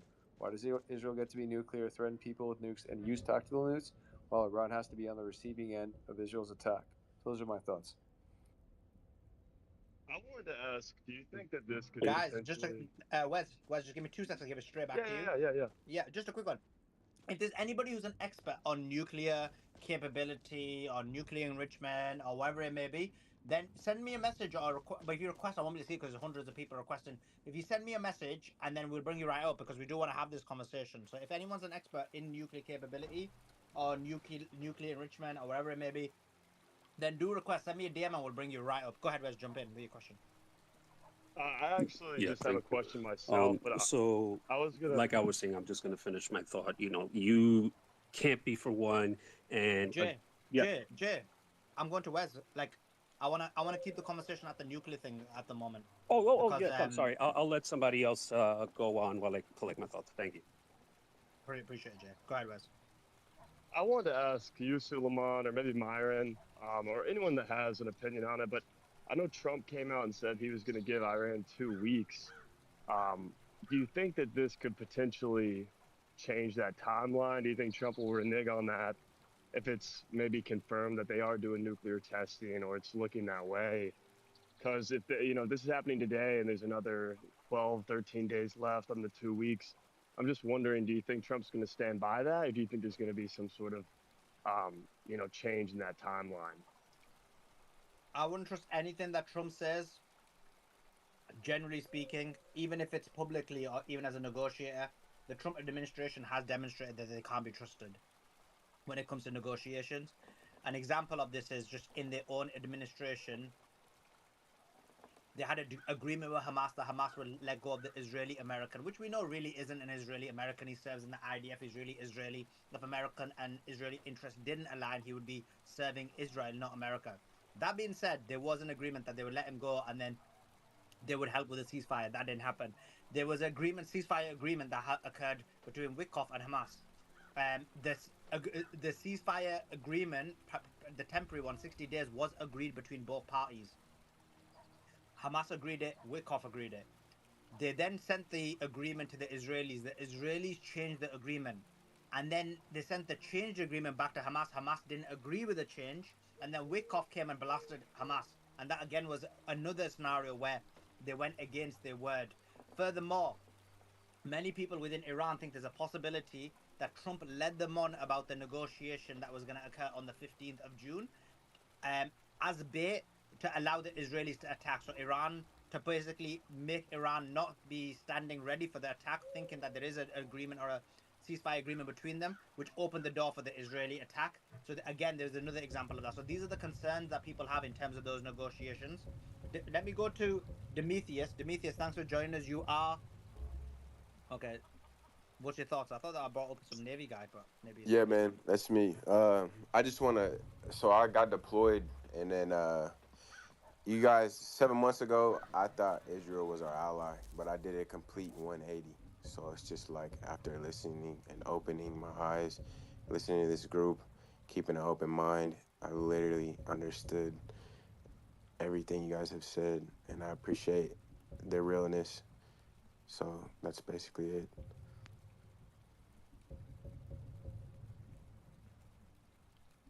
So you serve in the U.S. Navy, right?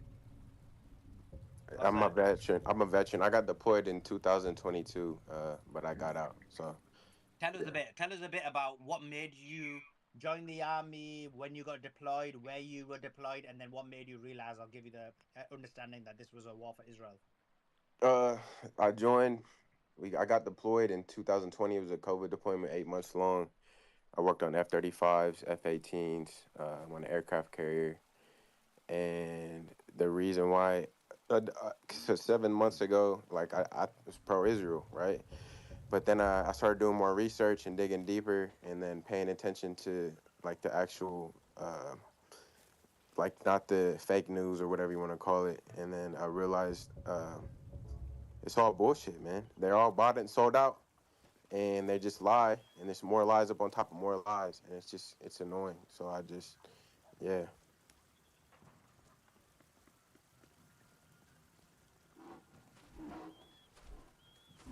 Well, we appreciate you. You were someone who served, and then you realized that you weren't fighting for America, you were fighting for Israel, and you woke up for it. And we appreciate you having an open mind and realizing that, you know, you need to stand against this genocidal regime, and that your life is more important than being thrown away for a foreign nation. But yeah, do stay on, because we might have questions for you about the F-35s and F-16s. Jump in, Goy. Goy in the hood. Jump in. Hey, yeah, thank you, and I appreciate the space. It's fun, most of the time, and so like I just want to like circle back around to just like a couple things. Like I know there's like a lot of focus on APAC, but really that is like some sort of like a diversion. Like yes, they do donate a lot of money, and they do, and people are opening their eyes up to that. But there are a lot of other Jewish and Zionist organizations that contribute on the back end. Not much more to it than that, I'm afraid. You know, the hyper focus like on APAC really does take the eyes off With of the like card, the billionaires you can command that my walking hut donate, to the travel media across, support, of course. just everything, they really have a lock on a lot of aspects of American life. And, APAC is just like one of like many ways that they control like, the government and steer, public. And then I wanted to circle back to just like Israeli society. Palestine, Israel is it's a settler colonial occupation. And it is like a hundreds of years old project. And, I've read well on it. I've read Theodore Herzl's book on it. I've read, books like back in the 1800s of like when the idea was just becoming like, like into fruition and like mainstream. And it's really embedded into the culture. And, yeah, there are like two sides, but like liberal Zionism is a tactic that Theodore Herzl himself talked about. And it really is a way of just continuing the occupation, even if it like says like, we want to be peaceful or whatever. The reality is Israel is a settler colonial state. Their objective is to displace and remove the Palestinian population and fulfill the greater Israel project. And it will always be that. And as long as Israel exists, that will be a thing, and it will be a problem for the world. And I think people need to recognize that it is not a legitimate country.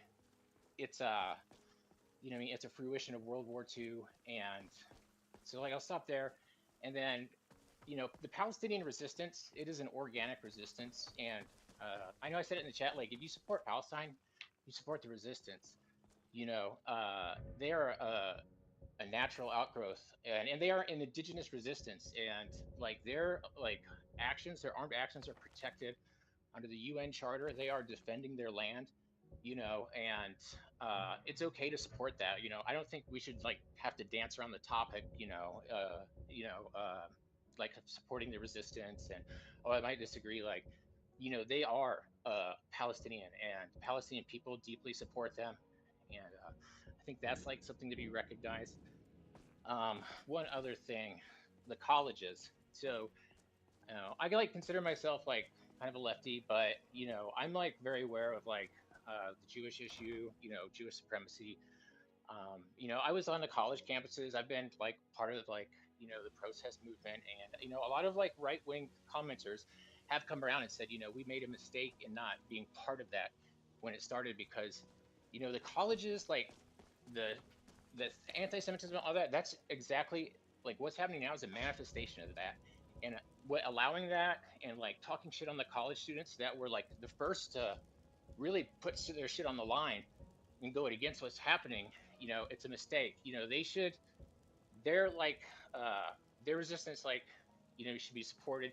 And I feel like people that are supporting like Palestine, supporting against Israel, they should like start showing up at like some of these demonstrations, because it is like a unifying issue for the country. And it is nice to see people like agreeing on things. And it's a pity that like a lot of people didn't start coming around until it became a free speech issue. So I think that's like a good place to leave it. As far as like Iranians, like they're nuclear or whatever, like it's fun to speculate, but like really we don't I know. agree with you there. I agree with you there, Goy. I mean, I was one of the biggest supporters of the protests. Yeah. The college protests. I actually went to quite a few and highlighted them and interviewed the students. So yeah, I do think it was extremely important. Iran has like been a supporter of Palestine. As soon as like they had their revolution, and even before the revolution, they had resistance factions that were heavily persecuted by the Shah. But they reneged their support for the Israeli state. They reneged their recognition. And really, like I don't recognize it. I try to just call it the occupation because that's what it is. But this whole thing does center around Palestine. Because like that's the issue. If they were, like the UAE or Saudi Arabia or whatever, they wouldn't be an issue. But they are resistant to the occupation. They have always seen that it's been a problem for the region. They've always known that like it's an issue. They've always supported the Palestinian people. I mean, Saddam Hussein supported the Palestinian people. He would send $5,000 to families who's if somebody was like martyred or killed by the occupation. That's like a lot of it. People don't really know that, but like they've really like trying to squash anybody who resist the occupation and resist like the Israeli project. So let me see what I'm trying to get to my point here. So yeah, I think like it still should be like centered. I know we're like it's Iran, USA first, but like it really still is like a Palestinian issue. And I think sometimes when we're speculating, it would be nice to circle back around because, the occupation really has doubled down on the starvation. What I mean? They've been murdering people at their like fake U.S., Israel like aid points. That stuff has like really ramped up, and eyes have really like taken off this. And I've been supporting two families, for over a year now. Send them like $800 a month, to make sure like they're supported and be like consistent. And I talk to these people on a daily, every morning, in the evening when they wake up, and it's kind of like a double-edged sword, like being like connected in that way because like something could like happen, and I do care about them, and I do want them, to be like free, and I do want Palestine to be Palestine, but you know this is the last thing. I heard somebody say like we can wrap up in 15 seconds, guy, please. Yeah, men and women. I heard somebody say men and women. Women and children. What I mean?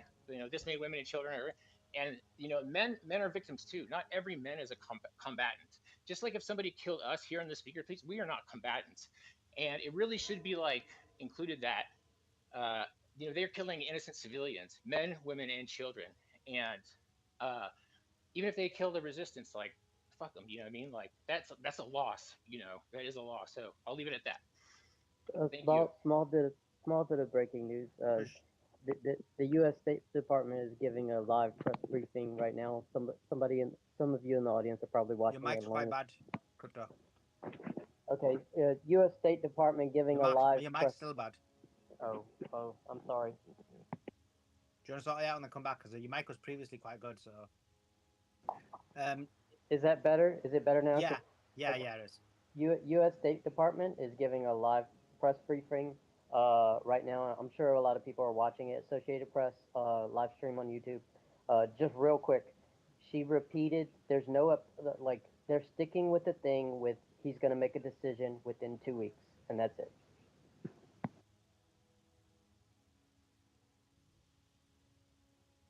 Godfrey, jump in. Yeah, I just had a really quick question. I was looking at Truth's video. It looked like there was like some kind of like lightning strike on that bomb. Do you think this might have been a 5th generational weapon, like some kind of satellite based weapon, or what do you think caused that? I'm not sure which missile they used. I don't think it was nuclear. 5th generation. Again, I'm still trying to figure that out myself. It did derive an unusual cloud formation, not quite like a mushroom cloud. So I don't want to speak prematurely. And then Grok confirmed it's real. I didn't even want to post it at first. I'm like, maybe it looks more like AI. Grok says it's real. So it's posted by some legitimate news sites as well. And some are saying, it might be Ukraine. Maybe. I'm still not sure. So Iran's got so many different types of missiles that are doing all kinds of damage. And Israel's not putting out any evidence of damage to be able to go back and look more closely to get evidence. So really, we're limited with how we can assess what's happened. So real quick, I did a little bit of research just on being able to enrich uranium at a higher enrichment process. Really, all you need is more centrifuges. And Iran added 6,000 more centrifuges. They declared this to the IAEA in December of last year. So this way they could, I guess, enrich more and at a faster rate. And really, all it takes to enrich at a higher percentage is you're then seeking to isolate for more uranium-235. That's the lighter form of it, which is more fissile. That's what's in a bomb. And you're separating that from the uranium-238, which sinks to the bottom, because when you're spinning the small amount of, there's only like 0.7% of the highly fissile one, 235, that one you're going to seek to capture at the top while you're spinning it, while 238 is going to drop to the bottom. You separate it out, then you move it to the next centrifuge, and then you do the same thing with the other with the raw uranium again. So this way you can continue to isolate for 235 to increase the percentage of it within the uranium while it's in that gaseous state and spinning within the centrifuge. I don't know if you picked up, hopefully you're able to follow most of that. But the point is they're totally able to do it, and it's not hard to even figure out theoretically. It's just a question of whether they are. And I think they've shown they can do it at 60, so they could totally do it at 80 and 90 as well. It's just more work and more centrifuges you need to be able to carry it out. And they've also, as I mentioned, increased their capacity to do it by 50%. And the claim is they have over 200 kilograms of nuclear fissile material, enough for about maybe 9 to 12 bombs, depending on exactly how much.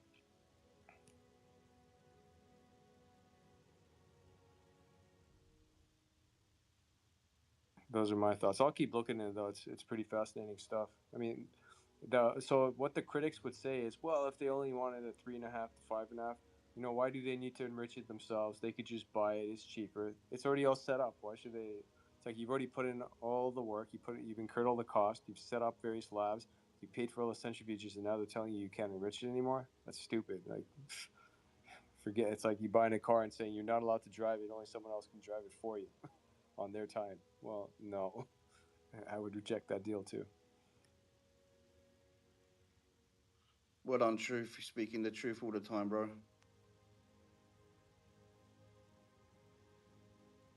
Jump in, Donald Trumpet. Thank you very much, guys. Yeah, I just changed my accent just for you guys. Yeah, is that okay? Hope you don't mind. But I just want to say you guys are on the top of the curve with this work. You really, yeah, you're speaking on behalf of so many people. So keep up the good work.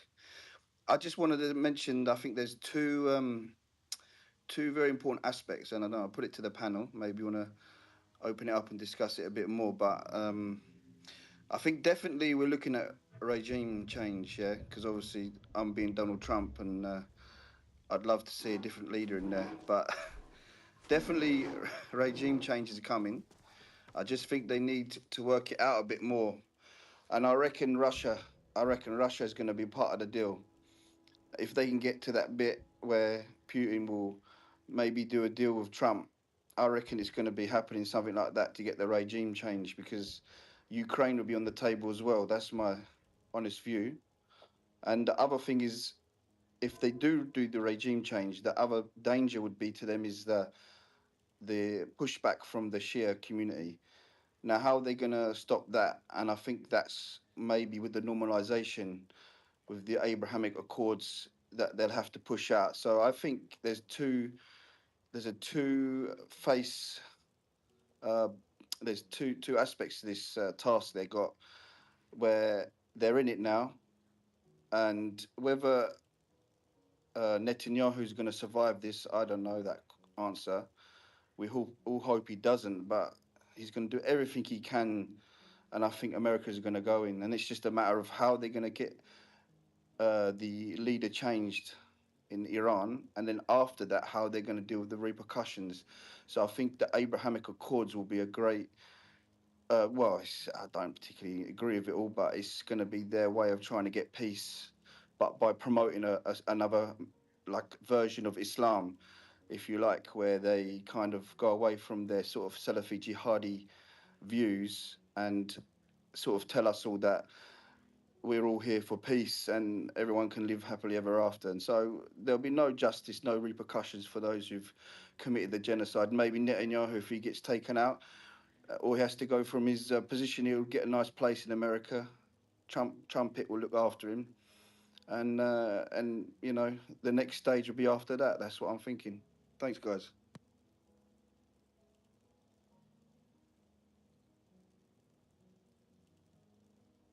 Appreciate that, Trumpet. Let's go to TWTTT.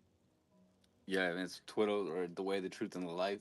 Hey, I forget who asked the question about the lightning going off in the explosion. The higher the explosive into the atmosphere, the more it disturbs the atmosphere, and sometimes you'll see lightning. It's not always a nuke, but the bigger the load, the payload, the more you can see happen in the atmosphere. Just depends on the payload. And then on regards to Trump being What is the typical payload, do you think, for that type of strike with the oh lightning on man, top? it's judging by the size of that explosion, that had to have been something new from Iran that we haven't seen yet.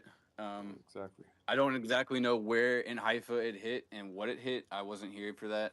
I just saw it and tuned in. Again, I was at work all day. But definitely, that was definitely a large payload. It's something like that. It depends on if it went off. Some people were saying that it looked like a dew or a directed energy. I mean, I'd have to watch it more carefully, but depending on where it went off, if it went off right before it hit, or if it went off right above, or if it was just super heavy, it could have definitely disturbed the atmosphere quite a bit, and you'd see some lightning because there'd be offshoots and re-explosions and all sorts of stuff. It just depends on atmospheric conditions, really. But my main reason I chimed in was I haven't heard anyone say this yet. Trump said 2 weeks. 2 weeks. What's 2 weeks from today? It's July 4th. And everyone's talking about false flags and all this stuff. But yes, there's the Nimitz that's over there.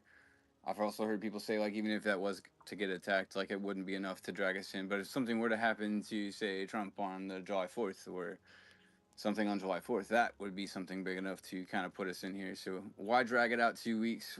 I don't understand what's really going on with that. I fell off the MAGA train a while back now. So just here to kind of connect the dots, man. Just on that, we did have someone who was a specialist on false flags and so on and these type of like extreme events and how they can occur. And he actually made the same argument that in order to create a perfect false flag, you would actually do it around July 4th to create the emotion and atmosphere. And you do it in New York, I believe it is. And he gives certain positions or ideas of what it could be in order to garner enough Americans to basically agree to go to war with Iran. I mean, that's what it would have to be. It's not going to be something that happens overseas that's going to garner enough Americans' eyes on it, in my opinion. And then there's also the gematria stuff involved in the dates and how that's always a thing in the, I guess, I don't want to call it the occult, but I guess we're all dealing with like stuff that's hidden anyway. So yeah, the occult. Well, yeah. So, didn't they bomb on? Didn't they start the at war with Iran on 6/13? Yeah, it was Friday the 13th. I mean, I forget his name. Who comes in here? But the date was 6/13, and then the time was 6/13. Oh, I mean, yeah, that's definitely something. Because that's 2 3s and then 2 6s. That's 666. And then I forget what else. What's his name? Gary comes in here all the time. He would probably know more. Not, so I'm not the biggest fan of him, but yeah, the lightning thing. It's definitely not a nuke. I've seen it before. It just depends on where it goes off at. So that's all I know. Thanks, guys. Can I blow my trumpet again just for a short while? Yeah, you don't mind, guys. I just wanted to say, like the thing what I mentioned earlier is, like the thing with Geneva, they had no deal at the end of it. They weren't serious. They didn't want a deal. They just wanted to kill the guy. They didn't kill the guy. So they failed that attempt. They don't want peace, yeah? They're definitely up for regime change. And that's what they're buying their time for. That's what we have to work out, how they're going to do it, yeah? So false flag or no false flag, they're going to try and get this regime change. That's what they're doing. And then afterwards, it's like how they're going to cope with that. That's what we have to think, how they're thinking about that. Suleiman, I had a question for you. Yeah, go for it, bro. I don't know how it works in Britain, but I feel like we haven't unpacked this Mahmoud Khalil thing, because to me, that's going to be the big news today, right? This is a W for us. Like, we've been waiting for this. Like, I'm so excited about this. I don't know how it works in Britain. Do we have a legalist, somebody with a legal mind on the panel? In this country, if a federal judge orders somebody to release, I read the article just now, I reread it. I didn't see any mention of, can they do an appeal? Like, when they order a release, does it have to be right away, or do they have a little window to do an appeal where they could take this away from? Like, that's my only concern. It's a good question. If anybody has got any legal expertise in the US, then do come up. Obviously, I know that when it comes from the federal, then after that there is the Court of Appeal, there is the Supreme Court. But if someone's got actual legal expertise, then they can come up and let us know. We can have that discussion. Send me a DM, guys, in your messages, and I will bring someone up if they've got that expertise. I am checking my messages for that. Jump in, Candace. What's your thoughts? Well, I was just wondering, Donald, were you in support of a regime change in Iran? Or did I misunderstand you? Well, me personally, I'm not in favour, but Donald Trump, I think, is, yeah, absolutely. Yeah, that's up to the Iranian people, period. Yeah, that's right. That's what he's gonna. That's what we're like delaying, because it's not an easy job. Saddam Hussein's different. This guy's tough. This guy's a tough cookie. They can't get rid of him that easy. Can I say something on this? I think a regime change is really a long shot. just like militarily, Iran is a nightmare. You know, they're fortified in mountains. They have really good air defense. You know, I mean, they've shot down multiple planes now. Also, like people, it because of the mountains, like it's tactically like risky because you might get in, but then you have to get out. You know, it's hard to get equipment in. Um, you know, if that was even something, it would take years. You know what I mean? And I think a forever war is like it's may not be something that's like on the table. I just don't think like the regime change. I know like people talk about it a lot. It comes up, but I think that really is like a long shot. The Iranian people like deeply support like I said earlier, like they have a deep support for Palestine. They've taken money out of their pockets, for years to like support the cause. So, I feel like, more, I think like the focus was more like on, uh, the nuclear facilities. It seems to be like where it's at. It's going to take Something that's more time. short term. Yeah, it It's would. going to Yeah, I take mean, time. if you look at like Afghanistan, like it may not happen, or even like Vietnam, or even like it's not a guarantee if America comes in that there's going to be a region. It might be a huge failure and cost a large amount of American lives. So it really is like that. I think like if that was like something that's on the table, that is like probably the biggest like strategic or the biggest risk. The biggest like I don't know what to say. It would be the hardest thing to accomplish. I guess that's like the best good way to say it in a nutshell. If you take out Khamenei now and you deal with the repercussions, the pushback straight away for however long, then you leave the country to ruin. They don't care. That's how they do things. I don't know. I really think that this country is not is over all of that stuff, and I think that we'll be out in the streets, all of us together, left and right. Yeah, they're really united, and the Israeli attack has just really pulled them close together. And they've been isolated, and under like sanctions, and they've had to work around that. And again, like they have like some people on the political spectrum that like want like less of that and to work more with the West, but I mean, still, like the society is, they're deeply, that's what am I trying to say? It's not like I don't think it's going to be a factor that, if you kill the leader, I think that's going to pull them closer together, and I think things might get like quite a bit more intense because Iran really has been like calculated in this, and they always have been. They've been very reserved in like the way they respond, and they have responded proportionally. Like the other morning, like when they hit the nuclear facility, like that was an escalation, and within that nuclear facility in Iraq being hit, we immediately like seen like Iran respond like almost immediately to that, and that was like really like when uh things like escalated. We started seeing like more powerful missiles. I feel like they were just toying with them before that, but so, there would be like a proportional response. And I think they've already like talked about this, like the leader is already like relinquished like some of his power, like whatever power Just he some breaking has. And news. The tweets in the nest. The UK wants to designate Palestine Action as a terrorist organization. So the UK want to designate Palestine Action as a terrorist organization. Back to you, bro. oh yeah, no, I was just saying, I feel like he's made preparations for this. They've made preparations for this. They know like people are going to get assassinated. So, I just, Yeah, I just they need to don't see that control causing like that. too much harm. They need to control the narrative. Basically, what I'm saying is the West, yeah, America, Israel. They just need to wind the people of Iran up enough to then point the finger at them and say, "You're terrorists." Maybe they already talk with the Saudi guy, the Jelani guy. These puppets for the West at the moment. You come with the Abrahamic Accords, that's the peaceful, nice religion, Islam, that part of it, you have to take that one. And the other lot, they're the extremists. We have to keep putting the sanctions on them, keep putting them in their place.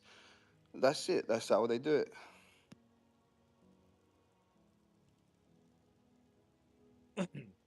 We've got some more breaking news. I'm just tweeting it out and then I'll explain it. It's a statement by Iran or the Iranian media. So there was claims made by the Israelis, false propaganda, but they were trying to perpetuate basically people to turn on the Iranians. And the claim was that Iran had hit a mosque which was obviously fake news. So this picture demonstrates that they didn't hit the mosque; they hit a building next to the mosque, which was the military building. But I'll explain it in a second. Here you go. This is the statement from the Iranian media. It wrote, quote, some foolish enemy agents are circulating alleged footage claiming that a mosque in Haifa was targeted by Iranian missiles in a malicious attempt to distort the facts and sow discord among the people of the nation. The truth is that Iranian strikes, with their explosive power and shock waves, often shatter the windows of buildings near the target site, even if those buildings are not directly targeted, which is what actually happened in that area. The mosque is located near the Israeli Ministry of Internal Security and the HQ of the General Security Service Shin Bet, facilities that were among the targets targeted by the missiles. So the Israeli Ministry of Internal Security and the headquarters of Shin Bet basically were the targets. What is being published is nothing but a desperate attempt to incite the people of occupied Palestine by exploiting images of collateral damage to cover the entity's inability to protect its site, targeted by the IRGC aerospace missiles. That tweet is in the nest. Retweet it, reshare it, create some awareness about it to debunk the propaganda that they're perpetuating. Yeah, brother. That's a very good post. It explains everything very well. You know, they for so many years, this is the best playbook they have. Is they keep the Muslims or the Muslim world, the Arabs, they keep them disunited. They know if they're together, they have a lot of strength. They have to keep them disunited all the time. Sunni, Shia, this, that. This is their playbook for years, and it will continue. That's how they work. For sure. Yeah, that's tweets in the nest. Do retweet, retweet, reshare it, and let everybody know about it. That'd be awesome. Jump in, crypto. Yeah, I was just gonna say that the one you put, well, that one's fire too, but the one you put in before that one's fire. And can you give us some context? In this country, I haven't heard of that group. In this country, you have it's grassroots. Like you have small groups. Aerospace technology. Did you really call it that? Dude, Wow, I'm surprised. we got fucking rockets that are like garbage. No, What are chill, you chill, talking bro. Hey, Zico, about, how's your gang? son doing? Has he been wiped out You, yet? Just educate him, educate him. How's your boy educate doing, me. Zico? Educate me, you fucking kafirs. Well, you're a high You school dropout. You're not educated, so it's I'm a no high stress school just to dropout, educate but to my about life educate you. experience, shits all over your fucking your. Listen, Zico, don't swear and drop your F-bombs on our space, okay? Zios don't have any privilege on this space, so watch your language. And if not, I will simply boot you, and this is the only time I'm going to tell you, so the choice is yours. Filth. You've been told, boy. Instead of arguing, just Whoa, educate him. Zico, are you gonna let a woman talk to you that way? What are you gonna do about that? Nah, that's the boss. You can't talk to Someone the cut off your boss balls. on the platform like that. Just I teach him, have a right? question. I have a question for Truth. I feel like if it had happened to if another.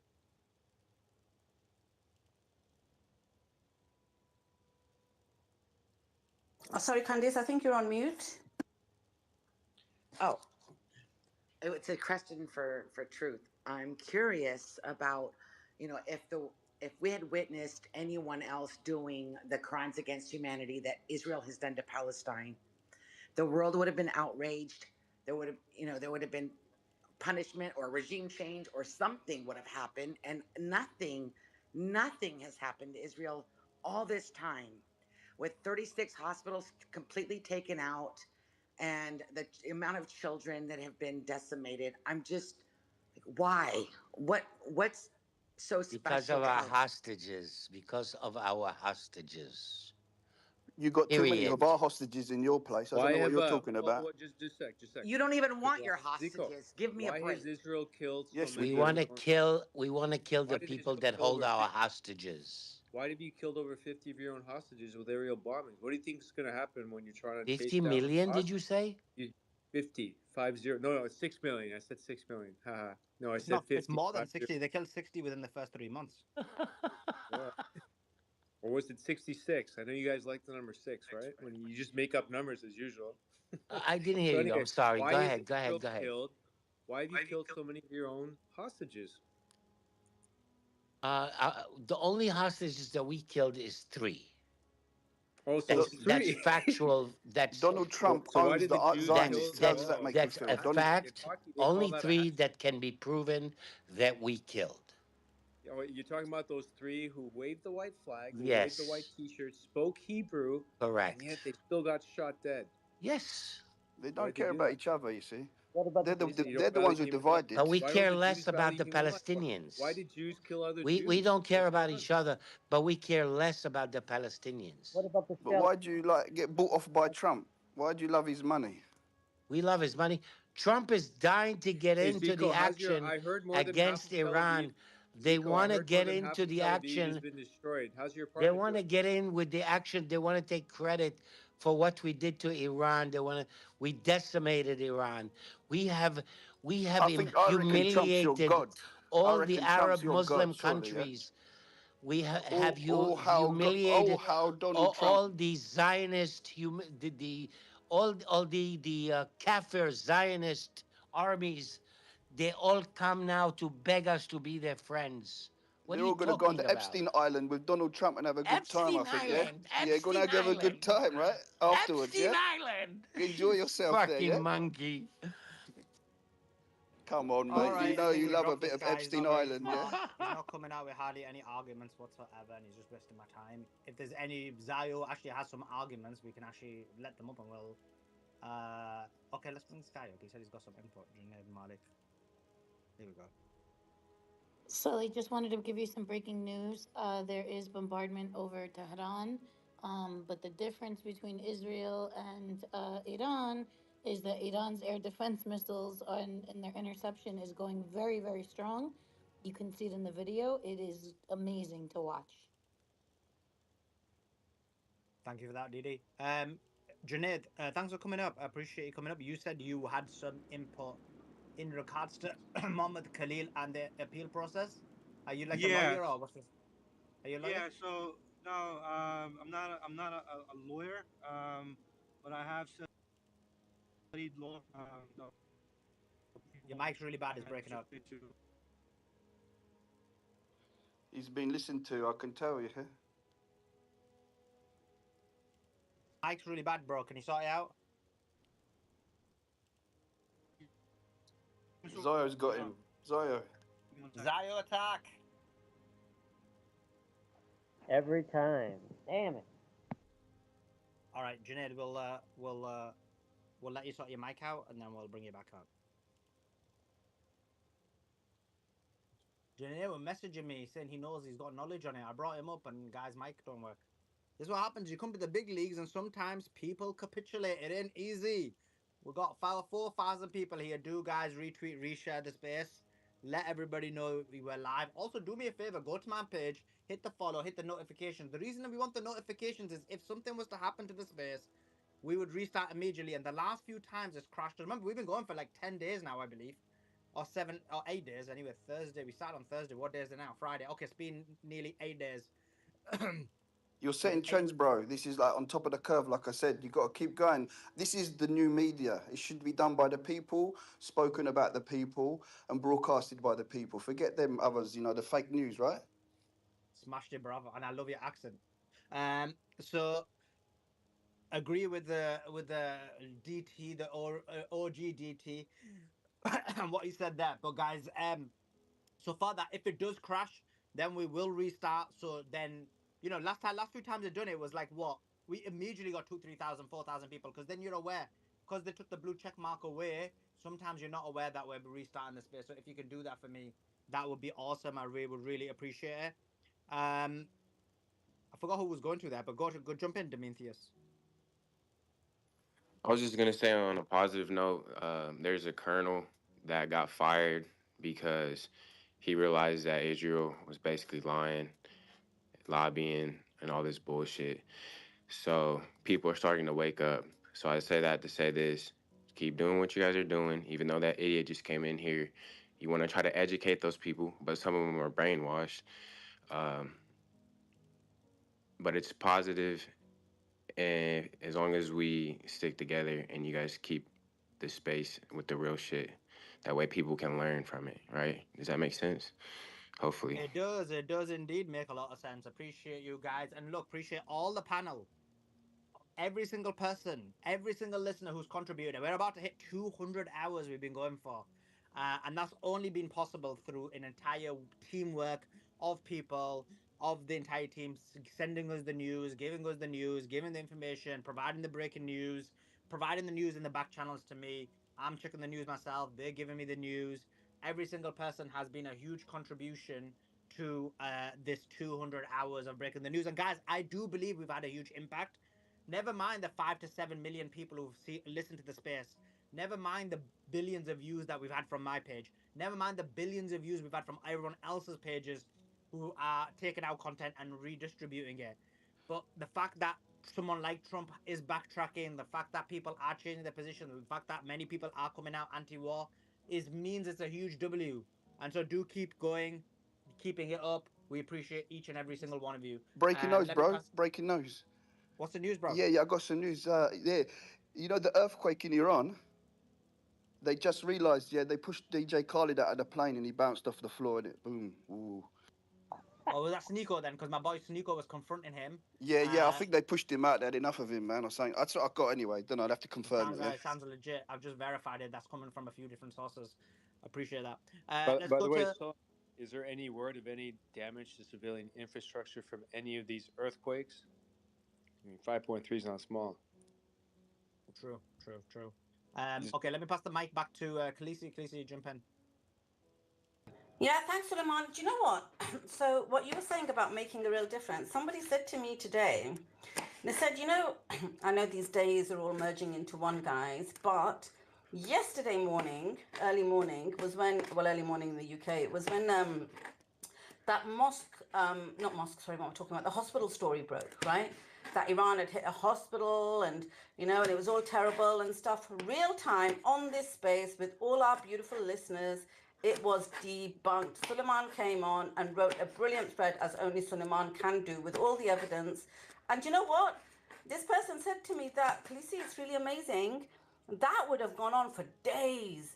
The media would have picked it up. It would have carried on making news. But it just died within 24 hours. That story died. And this person is not on Twitter, but they were forwarded Suleiman's thread on another group, on another platform, and said that's where we got the information from, that it was a lie. So his thread on that went viral. People who are not on X have seen it, and it's amazing. So I completely take this seriously, what all of us are doing, and every single listener. I know many of you have never spoken on our platform, but you're still just as dear to us because you're doing all the sharing and getting the news out there. So yeah, I agree. So J2K, did you have your hand up? Can I just say, well done, you know, you letting people on like us that are no ones, right? So you're giving us a voice, well done. Who said that? Donald, did you say that? Oh, yeah, I'm just blowing my trumpet again, sorry, yeah. No, listen, don't ever say that on our space, no right? Worries. No, listen, we do not like that. Don't ever say you're a nobody. You've got just as much, followers don't mean anything. You've got just as important voice as anybody else. Thank you. Match anybody else. I know Suleiman was going to interrupt there, Suleiman, go on, you were going to say the same. I saw him look at that, now he's laughing at me. Because I jumped in before him. But yeah, don't ever say that. Look, everybody's as equally as important, and don't ever say you're a nobody. And you know, we'll give anybody a chance. Do you know what I mean? I've just got a bit of an allergy to Zio, especially one that are foul. And I spend most of my day telling Truth Teller off for swearing, but you know, Truth Teller is one of ours. So when a Zio comes up and do it, I've got zero tolerance for that. You know, so yeah, that's why I had to put him right a little bit there. Well done. Put him in his place. That MAGA Zionists, guys, I don't know, man. What's going on with this world? Yeah, exactly. Ian, how are you? You've been very quiet.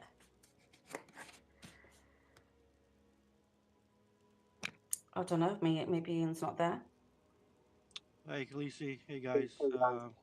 Yeah, that's much better, Junaid. Yeah. That's much better, Junaid. So, what did you say? Have you got legal experience, did you say? Yeah, so I've got pre-law experience. I'm not a lawyer. I changed it almost third year out into civil engineering, and then I was posted as an Army Corps of Engineer guy, and now I'm just in New York City and a couple other areas doing civil engineering work. But I've got some legal experience that I've been following with, especially Mahmoud Khalil's work. We've been protesting out here in New York City and following on his updates and seeing what's going on with him and being active, especially with Columbia University protests, the NYU protests, and also the CUNY protests that have been going on in New York City almost every single week or every other day. Whenever there's a live action call, we actually go ahead and attend and organize and make sure we make our voices heard within the New York City community. So I think one of the question was of a scenario within the government appeals, right? Of the order that came in today for his release, and if the government could appeal, which in the U.S., yes, they can. So the DOJ can file an appeal to the Third Circuit Court of Appeals and then ask for a stay, meaning that they would want to pause Khalil's release until the appeal is heard. And then the Third Circuit, they could either grant the stay, which means that Khalil remains in detention while the appeal proceeds, which could take weeks or months, or the Third Circuit appeal, which most likely will grant it, but they can also deny the stay, and that means that Khalil is released as ordered, and while the case continues. So the outcome obviously would depend on the Circuit, and most likely what's going on, especially these days, is that one court grants it, and then the Trump team comes in and has it blocked through a different judge. A judge of their choosing would kind of just go ahead and block it.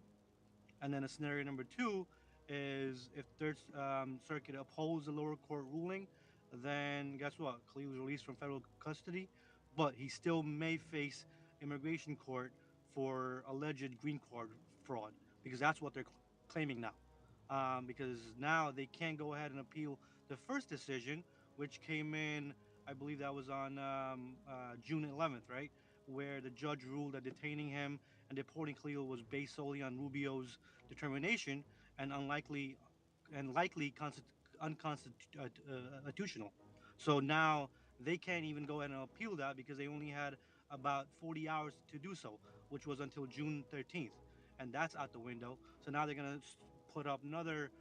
They're gonna try to stick more charges, which are trumped up, and that's of green card fraud, and that's where they're gonna go. And what's the green card fraud they're claiming? They're saying that he went ahead and filed a student visa without telling anybody, that he had no intention of getting married, no intention of doing anything, and then last minute he went ahead and found a girl, and got his green card through that. So when you file your student visa, which is the F1, what you do is you list under like a check mark, basically, like check the boxes.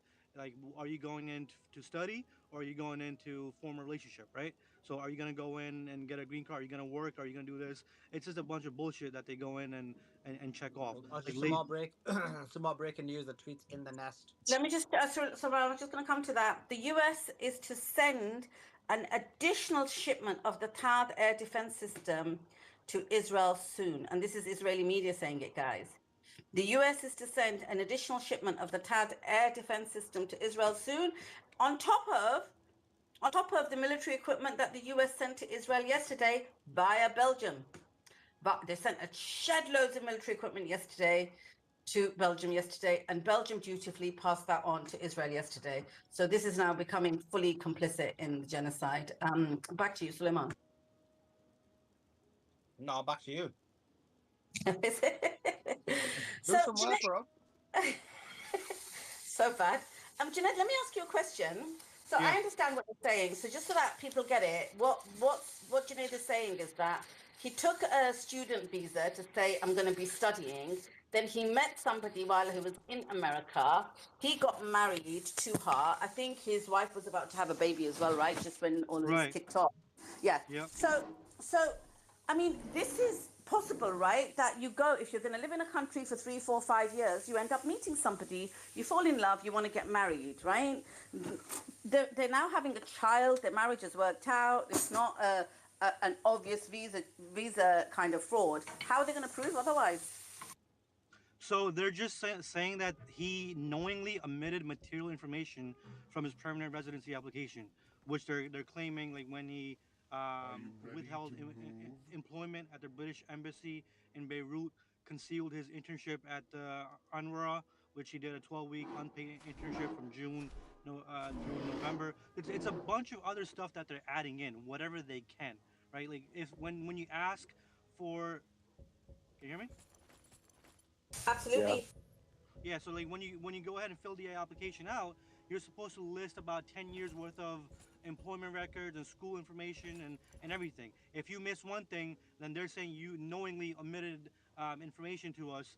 And like there's a bunch of stuff that they added. So like the three main things was the first one with the British Embassy, then the internship at UNRWA, then the failed to report membership in Columbia University, and the apartheid divesting, basically the protest, and then the green card, him meeting his girl. So that's like the fourth one, and obviously it's all just stuff that they're trying to stick, because never in our history have we ever faced something like this, where a parent back in the day, if you had kids that were American citizens but you weren't an American citizen, like my parents, they weren't really American citizens when they came into the country, nor were they green card holders, nor were they legal.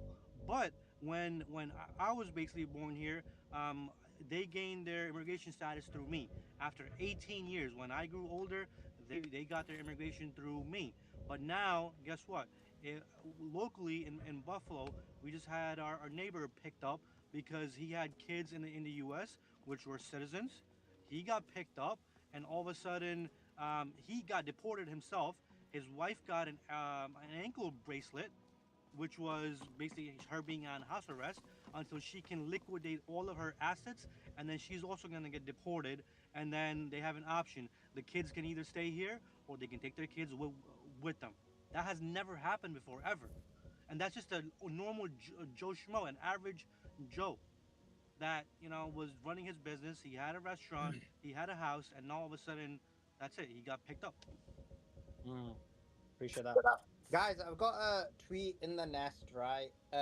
It's by Lucas Gage. Everybody knows the disagreements I had with Lucas Gage in the past, but he said that he was going through a tough time, and you know what? You have to forgive people, and water under the bridge. It is what it is. I am but a man of mercy and love and compassion, so I will show my compassion and will forget about what happened. Right? He did say he was going through tough times, which he was. That being said, he's got this. He's come out with this song. I've tweeted it. The tweet's in the nest. I found it pretty funny. Let me play it. It's called Boom Boom. Not Boom Boom Afridi, Junaid. I saw you from Pakistan. It's not Boom Boom Afridi. It's Boom Boom. It's Boom Boom Tel Aviv. Let's check it out.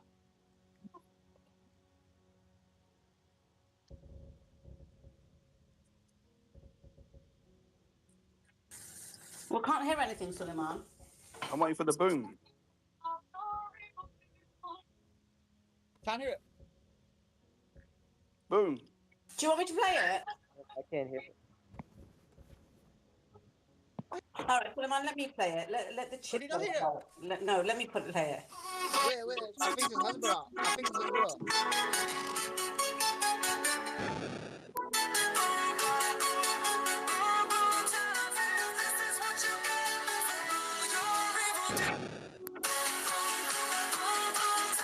Yours is really bad. It's clapping. Whoa, stop. What would you like? All right. Oof, that was really bad. That maybe it's the song. Why? Because it's coming across really bad on both of us. Let me try it one more time on this other phone. I'll follow. But yours was like proper screeching, which is normal for a chick, but of course we don't want to hear that. Let's try again. Is that better? I'm not sure about that, bro.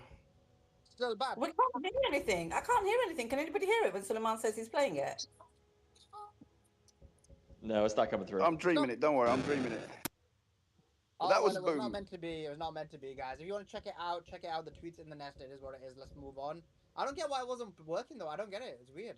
At least I played it, which is No, a yours notch was up from the screeching and previous. like, listen, people come on the space and don't want to hear listen to a chick. For many people, not me, their life it revolves around hearing a chick screech, and they don't want to hear it on a space. I wasn't screeching, I was playing the tune. I could turn it down. Let me try it. Turn it down. Hold on. It was a bit loud. Let me play it.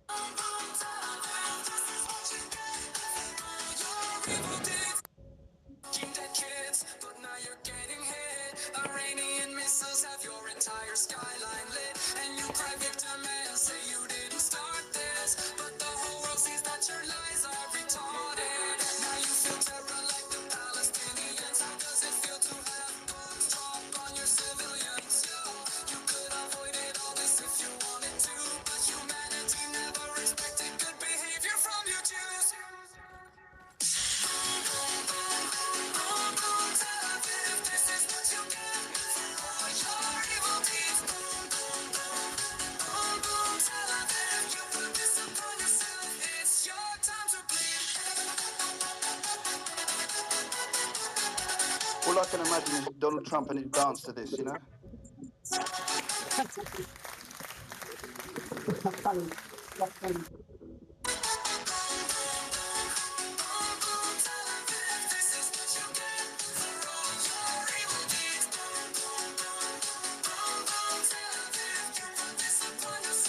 It's your time to bleed. Yes? Whatever you need.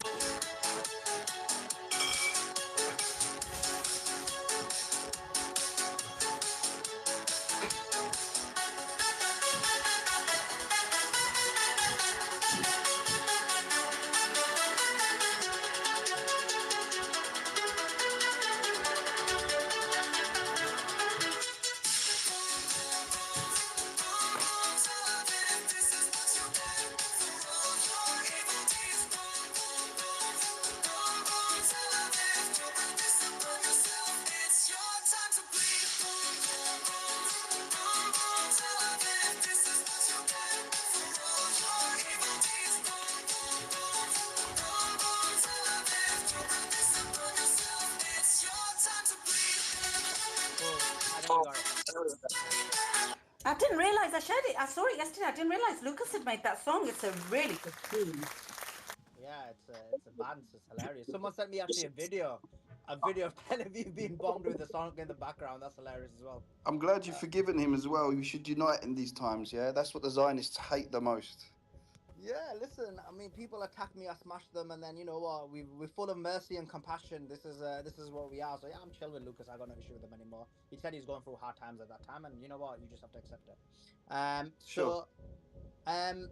Guys, yeah, that's hilarious. So do retweet it and reshare it. I think it's pretty funny.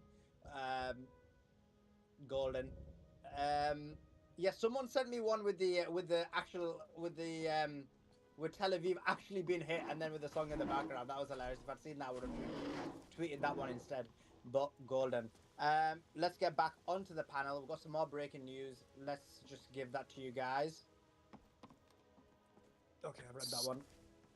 It cost the US about $50 million to shoot down one Iranian missile based on this interceptor prices and reported success rate, and that's before factoring in fuel, combat pay, logistics, and other operating costs. We said this, right? We said it's costing them 300 to 500 million in terms of intercepting, and then around that amount in terms of the offensive attack, and then that's not counting the actual damage that is being caused in Tel Aviv, which I believe they were saying, if I remember right, wasn't it 100? They expected that to be 100 billion shekels in terms of damage to date. I can't remember if that was it. I'm pretty sure it was. So they've got a huge amount of financial implications to what's happening. It's significant.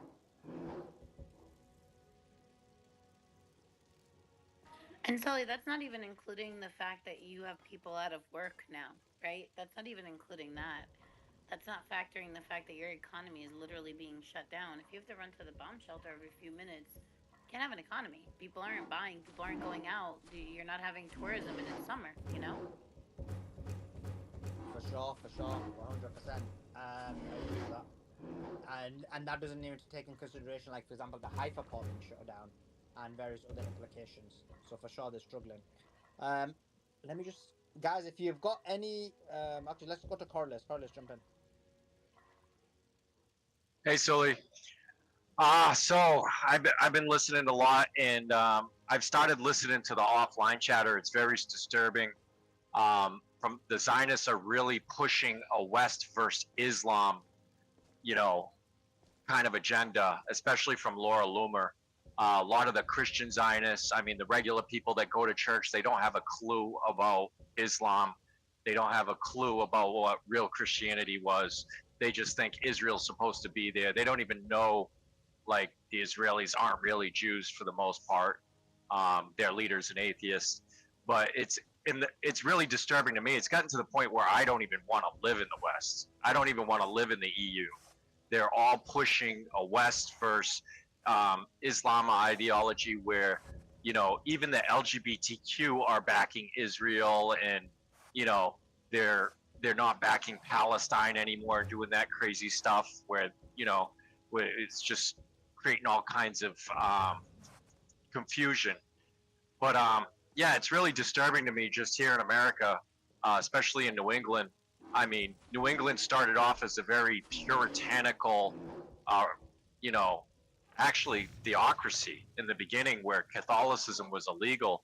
And now, for the most part, New England is either atheist or Catholic, which just means communist. I mean, Dostoevsky said it best, that communism is the offspring of Catholicism. And that's what we're experiencing in the U.S. right now. If you actually go in and dig into the politicians of the Congress and the Senate and the state governments, the majority of them are Catholic. They're the ones that have been enabling the Zionist agenda while claiming they're not Zionists. But in fact, they're all communists, whether they're Zionists or Papists. They're all communists. They're irreligious. They like to say, just go along to get along. And, that basically means, like, right or wrong doesn't matter. It's whose side you're on. So, I mean, the offline chatter is really scary, and that's the majority of the people. The intelligent people that come in these spaces, we're an extreme minority. I mean, when we get up to 10,000 listeners, that's still a minority in the grand scheme of things, in the hundreds of millions of people in America or Europe or around the world, So, I mean, we're getting the word out, but at the same time, there are people that are conditioned just to go along to get along. And that's where we're at right now in the U.S. Corliss, did you really just say that communism is an offspring of Catholicism and not Judaism? Jews invented communism. Well, that was a quote from Dostoevsky. He was a Russian author. He used to like to get himself locked up because he didn't believe in society, and then he'd write these books. But he was. Why don't you quote Rabbi Stephen Weiss, who says communism is Judaism? I mean, there's a lot of that's true. But rabbis and Jews that admit that communism came from Judaism. It's a manifestation of it. Right. Moses Mordecai Levy. No, I agree. Descendant of a Jewish rabbi. He drafted the Communist Manifesto. I agree, but I'm connecting the two together. And if you look historically in the U.S., the mafias always worked with Jews. They've always worked together. Okay, so the mafias worked with Jews. What does that have to do with Catholicism and communism? Because Catholicism isn't really a religion. Communism is a police state. Catholicism just wants to make legislation, make laws. Wait, you're saying Catholicism, which is a branch of Christianity, is a political movement, but communism is not a religion? The conflation here is really confusing, Corliss. Right, I'm trying to figure out. Sully, could you explain it better for me? I actually don't know what you mean as well, Carlos. Sully. Okay. In other words, so basically, Catholicism is actually the real Christianity, like. But anyway. Can I? Okay, first of all, for Protestant Christians. One second, Corliss. Suleiman, did you read the tweet out in the nest? No, that's your job. Breaking. Okay, let me. My job. Okay, guys, just 1 second. I'm going to give the mic right back to you, Corliss. So, breaking U.S. State Department statement.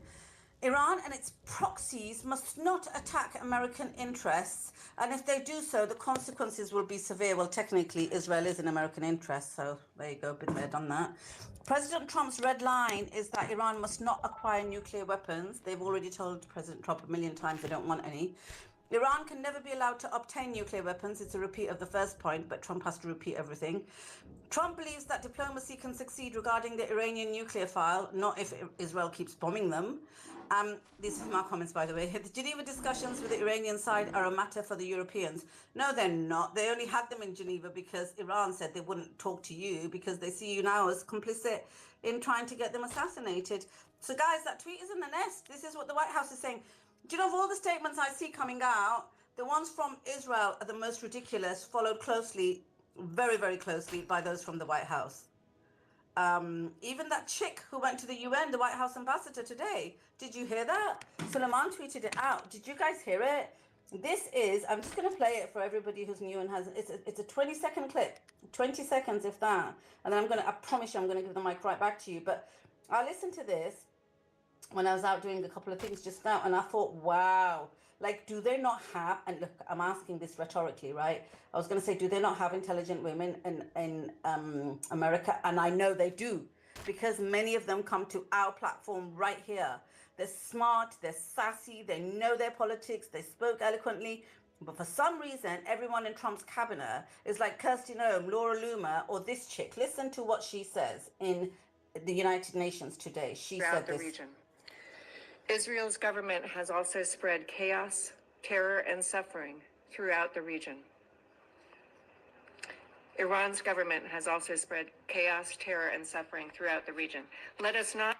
So basically, instead of saying... tried to join Jewish... Somebody's video. Instead of saying Iran's government, she actually did a Freudian slip. Well, she did a Freudian slip and said Israel's government has spread chaos. And now when you watch the video, you see her then suddenly panic, like, oh shoot, what did I just say? And then she repeats it and reads it properly because she can't obviously read. She confused Iran with Israel. So that's on Suleiman's timeline a little bit further down if you guys want to share it. But that's what I wanted to say. We'll keep you updated with the breaking news. Collis, go ahead. Thank you, Khaleesi. So I was thinking about an easier way to explain this without going through all of Dostoevsky's writings. Basically, do you mean if you ask... Did you say Dostoevsky? Is that what you mean? No, Dostoevsky. Dostoevsky. D-O-E-S-T. Yeah, Dostoevsky. That's what I said. Dostoevsky, the guy who wrote Crime and Punishment, right? Right. Okay, the Russian author. First of all, you butchered his name. And second of all, do you want to know what he actually said about Jews? I have a quote for you. Do you want me to read it out? So, okay, go ahead. He never said. Do you even know at what point that guy was alive? It was anyway. So here's what he writes about the Jews: the Yid and his bank, the Yid being the Jew and his bank, are now reigning over everything, over Europe, education, civilization, socialism, especially socialism. We're, again, socialism, and actually referring to communism in his case, for he will use it to uproot Christianity and destroy its civilization. And when nothing but anarchy remains, the Yid will be in command of everything. For while he goes about preaching socialism, he will stick together with his own, and after all the riches of Europe will have been wasted, the Yid's bank will still be there. The Antichrist will come and stand over the anarchy. That's Fyodor Dostoevsky. It was in 1877 that he made that quote in his diary, by the way. Right. Now, if you read all of his works, he talks a lot about the Catholic Church, which a lot of Jews went into the Catholic Church, okay, and worked in conspiracy with other Jews. Historically, Jews that if went you in look the Catholic at Church, they financed the Catholic Church through the Holy See loans in 1832, and then you had communist Jews that infiltrated the Catholic Church and then became Just pedophiles. some breaking news, and then I'll pass it right back to you guys. You can have this discussion. Just some breaking news. Donald Trump says Tulsi Gabbard is wrong about Iran. So the tweet's in the nest. The report asks, what intel do you have that Iran is building a nuclear weapon? Your intel community said they have no evidence. Trump said, then my intel community is wrong. Who in obviously, because his intel's coming from Mossad, as we demonstrated and explained yesterday. But anyway, it goes, then my intel community is wrong. Who in my intel community said that? And the reporter said, "You're DNI, Tulsi Gabbard." And Trump said, "She's wrong." And we explained, guys, do retweet, reshare that, obviously. That tweet's in the nest. But we explained this yesterday, that the US has two intelligence. They have intelligence internally from within the United States, whether it's the CIA, FBI, NSA, DNI, and they say that Iran is 6 to 12 months away from a nuclear weapon, i.e., they're not close, and it would take them around a year to get a nuclear weapon. On the other hand, the Mossad, the foreign intelligence of Israel, say that they're only 2 weeks away. So whose intelligence does Donald Trump take? Does he take the intelligence of the US intelligence agency, or does he take the intelligence of Mossad? Clearly, he's taken the intelligence of Mossad. That's why he said, my intelligence community is wrong. That tweet's in the nest, retweet, reshare. Go ahead, Carlos. Thank you. Yeah, I shared a video of how many times Bibi has said that Iran is close to a nuke throughout the years, decades even, and it's disgusting. So back to what I was originally trying to say is that if you ask a regular Christian in America, are Catholics Christians? They'll tell you Catholics are not Christian. They will flat out say that. That's the general consensus in America. Yeah, but that's because Catholicism. That's because they're Protestants. Of course, they're gonna say that. Catholics, right? But they don't. They're Protestants are largely evangelical Christians who worship basically Zionism and Judaism. But exactly. Yeah, but that's just because in America they're evangelical Protestants, but Catholics throughout the world are a large part of Christianity. Yeah, I don't not know. functionally. Hold on, Corliss. I don't really know too many people that actually say that at all. I mean, it's definitely a. Well, I do. In New England. I know, but Corliss, you're referencing an author whose name you couldn't pronounce. Well, Suleiman, you remember the Canadian that was on the other night? He suggested that communism was Catholic on the basis that the Catholics were infiltrated by Jews who then helped set up communism, which actually defeats. If you're going to say that something is subverted by something else, you can't then claim that the thing that is subverted is doing the construction of the thing that is detrimental. It would be the thing that has subverted the other thing. That's like the logic that you're throwing out, and I'm not trying to embarrass you here, but it's been kind of laughable, and maybe just no, you're embarrassing yourself because you're not letting me because you're not letting me finish. You sound like a Zio interrupting and not letting me finish a sentence when I know what I'm talking about. Here, and you deferred earlier to. You're not helping me out. You just told me to put the microphone. You were trying to make, and then his response was, "I right, because I really didn't want." Right, and I keep getting interrupted and derailed. Because you're not making solid points. Well, it's not my fault you can't comprehend what I'm saying. Or you disagree without saying. Catholicism built communism when truth is presenting to you that the origin of it is Judaism, and you then say, yes, but the Catholics were infiltrated by the Jews who helped build communism. It's so absurd. It's not absurd if you actually learn everything. You can state whatever you believe. I'm going to state what I believe, which I've done many times on many spaces. Okay, that's why Suleiman and Khaleesi bring me up. So you can have a debate with someone else, but I'm going to say what I got to say, and I'd appreciate it if you put the mic down and just let me speak. Wait a minute, you think they brought you up to like teach people this nonsense? Is that what you think? Teaching people by referencing authors whom your name you can't even proper enunciate. It's rather loud. Oh, okay. So I mispronounced a foreign name. That's your excuse to put the mic down? Was from, and you couldn't even give a century. In fact, you didn't even guys, try to provide. Right. Do you think I remember dates for? Guys, this conversation is not relevant to the topic. Another tweet in the nest, an important tweet in the nest, relevant to the conversation. Donald Trump was asked, if there is an attack on US assets, will you promise to conduct a full investigation and make it transparent before blaming Iran? And then he came up with a nonsensical answer like, we'll know from the equipment and so on and so forth, not explaining any form of transparency that he's going to partake in. That tweet's in the nest. There's a lot of stuff coming out actually from this. Check that out and retweet and reshare it. Pass the mic back to Khaleesi. Go ahead, Khaleesi. Oh, Simon's here. Simon, how you doing? All good, brother. How's things? I've just been trying to help Bitcoiners understand that the Islamist jihadi terrorists aren't coming up to take away their freedom, and yeah, just trying to help the Bitcoin community understand a bit more about this. Why is Bitcoin crashing right now though? Is Bitcoin crashing? Hold on, let me have a look. Yeah, bro. 103.6.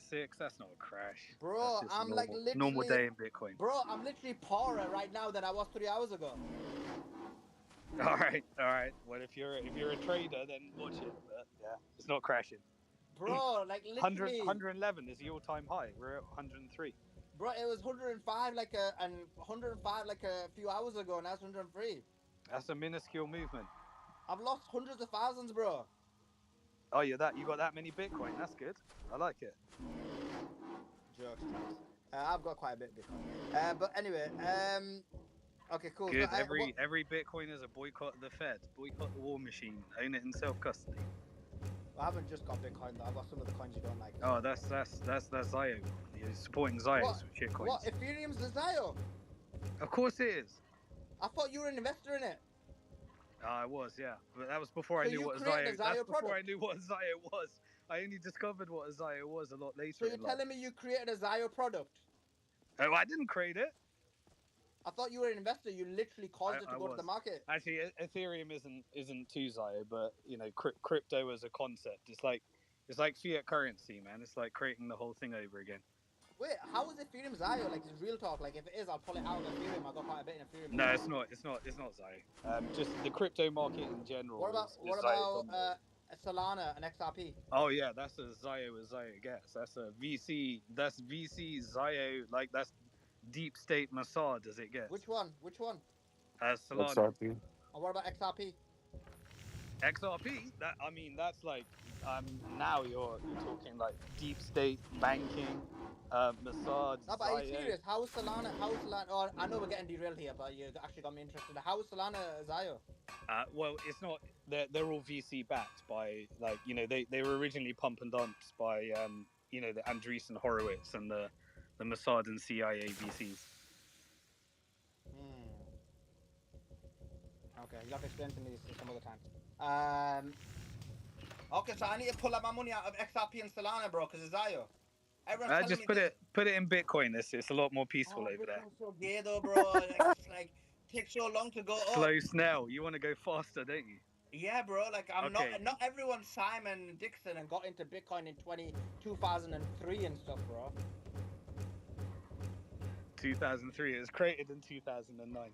I know, sarcasm. Okay, guys. Did I mention the tweet in the nest? If there is an attack, yeah, I did. I've got another one coming out as well, but let me just listen to it. Give the mic back. Simon, tell us your thoughts about what's going on. You did say actually there was you do believe that the US isn't going to join. The fact that there's a 2-week delay adds to your point. Go ahead. Yeah, no, I'm still of the opinion, and look, forever famous last words. But if the US does join, I don't think they will. But if they do, then I don't think it's going to be massive escalation. It's just going to be escalate to de-escalate. But my current position is still that US won't join. But an interesting story, just to connect the two threads. There was actually a hack of the largest Iranian crypto exchange. And it was the IDF actually Israel took credit for it. And they also had a banking hack where they said that they've claimed all the data. So they're doing the old coming after people's money technique. And they did this in Gaza, where they basically took over the Binance exchange and then started contacting the US compliance department from Israel and making sure that the Palestinians and even those that were in like Lebanon or even Turkish people, they started freezing their exchange accounts. But the Israel has actually hacked a $97 million hack of the largest crypto exchange in Iran. They're literally just hacking people's money. Like that's it makes me think, how whenever there's a large crypto exchange like hack, they always blame it on North Korea and Lazarus. I'm starting to think it was the Zios in Israel all along, like all of these hacks. I'm going to try and connect do some blockchain analysis on this one. but they always blame North Korea for any crypto exchange hack. Do it, bro. Do it. Some more breaking news, though. Let me just quickly give you this. Trump was asked about him being a pacemaker and whether he'll say that now he wants to go to war with Iran. And he says, always a peacemaker. Sometimes you need some toughness to make peace, but always a peacemaker. That tweet's in the nest. Trump talking about always being a peacemaker. Back to you, Simon. Yeah, Trump's strategy is say everything, so that you can point to the one that was right and say I told you so. He just literally puts every outcome of everything out there. It's just I don't know, man. How can people still? I guess we're still stuck on every word he says, but there's like zero credibility to anything he says. It's just the odds of you're just in the exact same position as if he said nothing.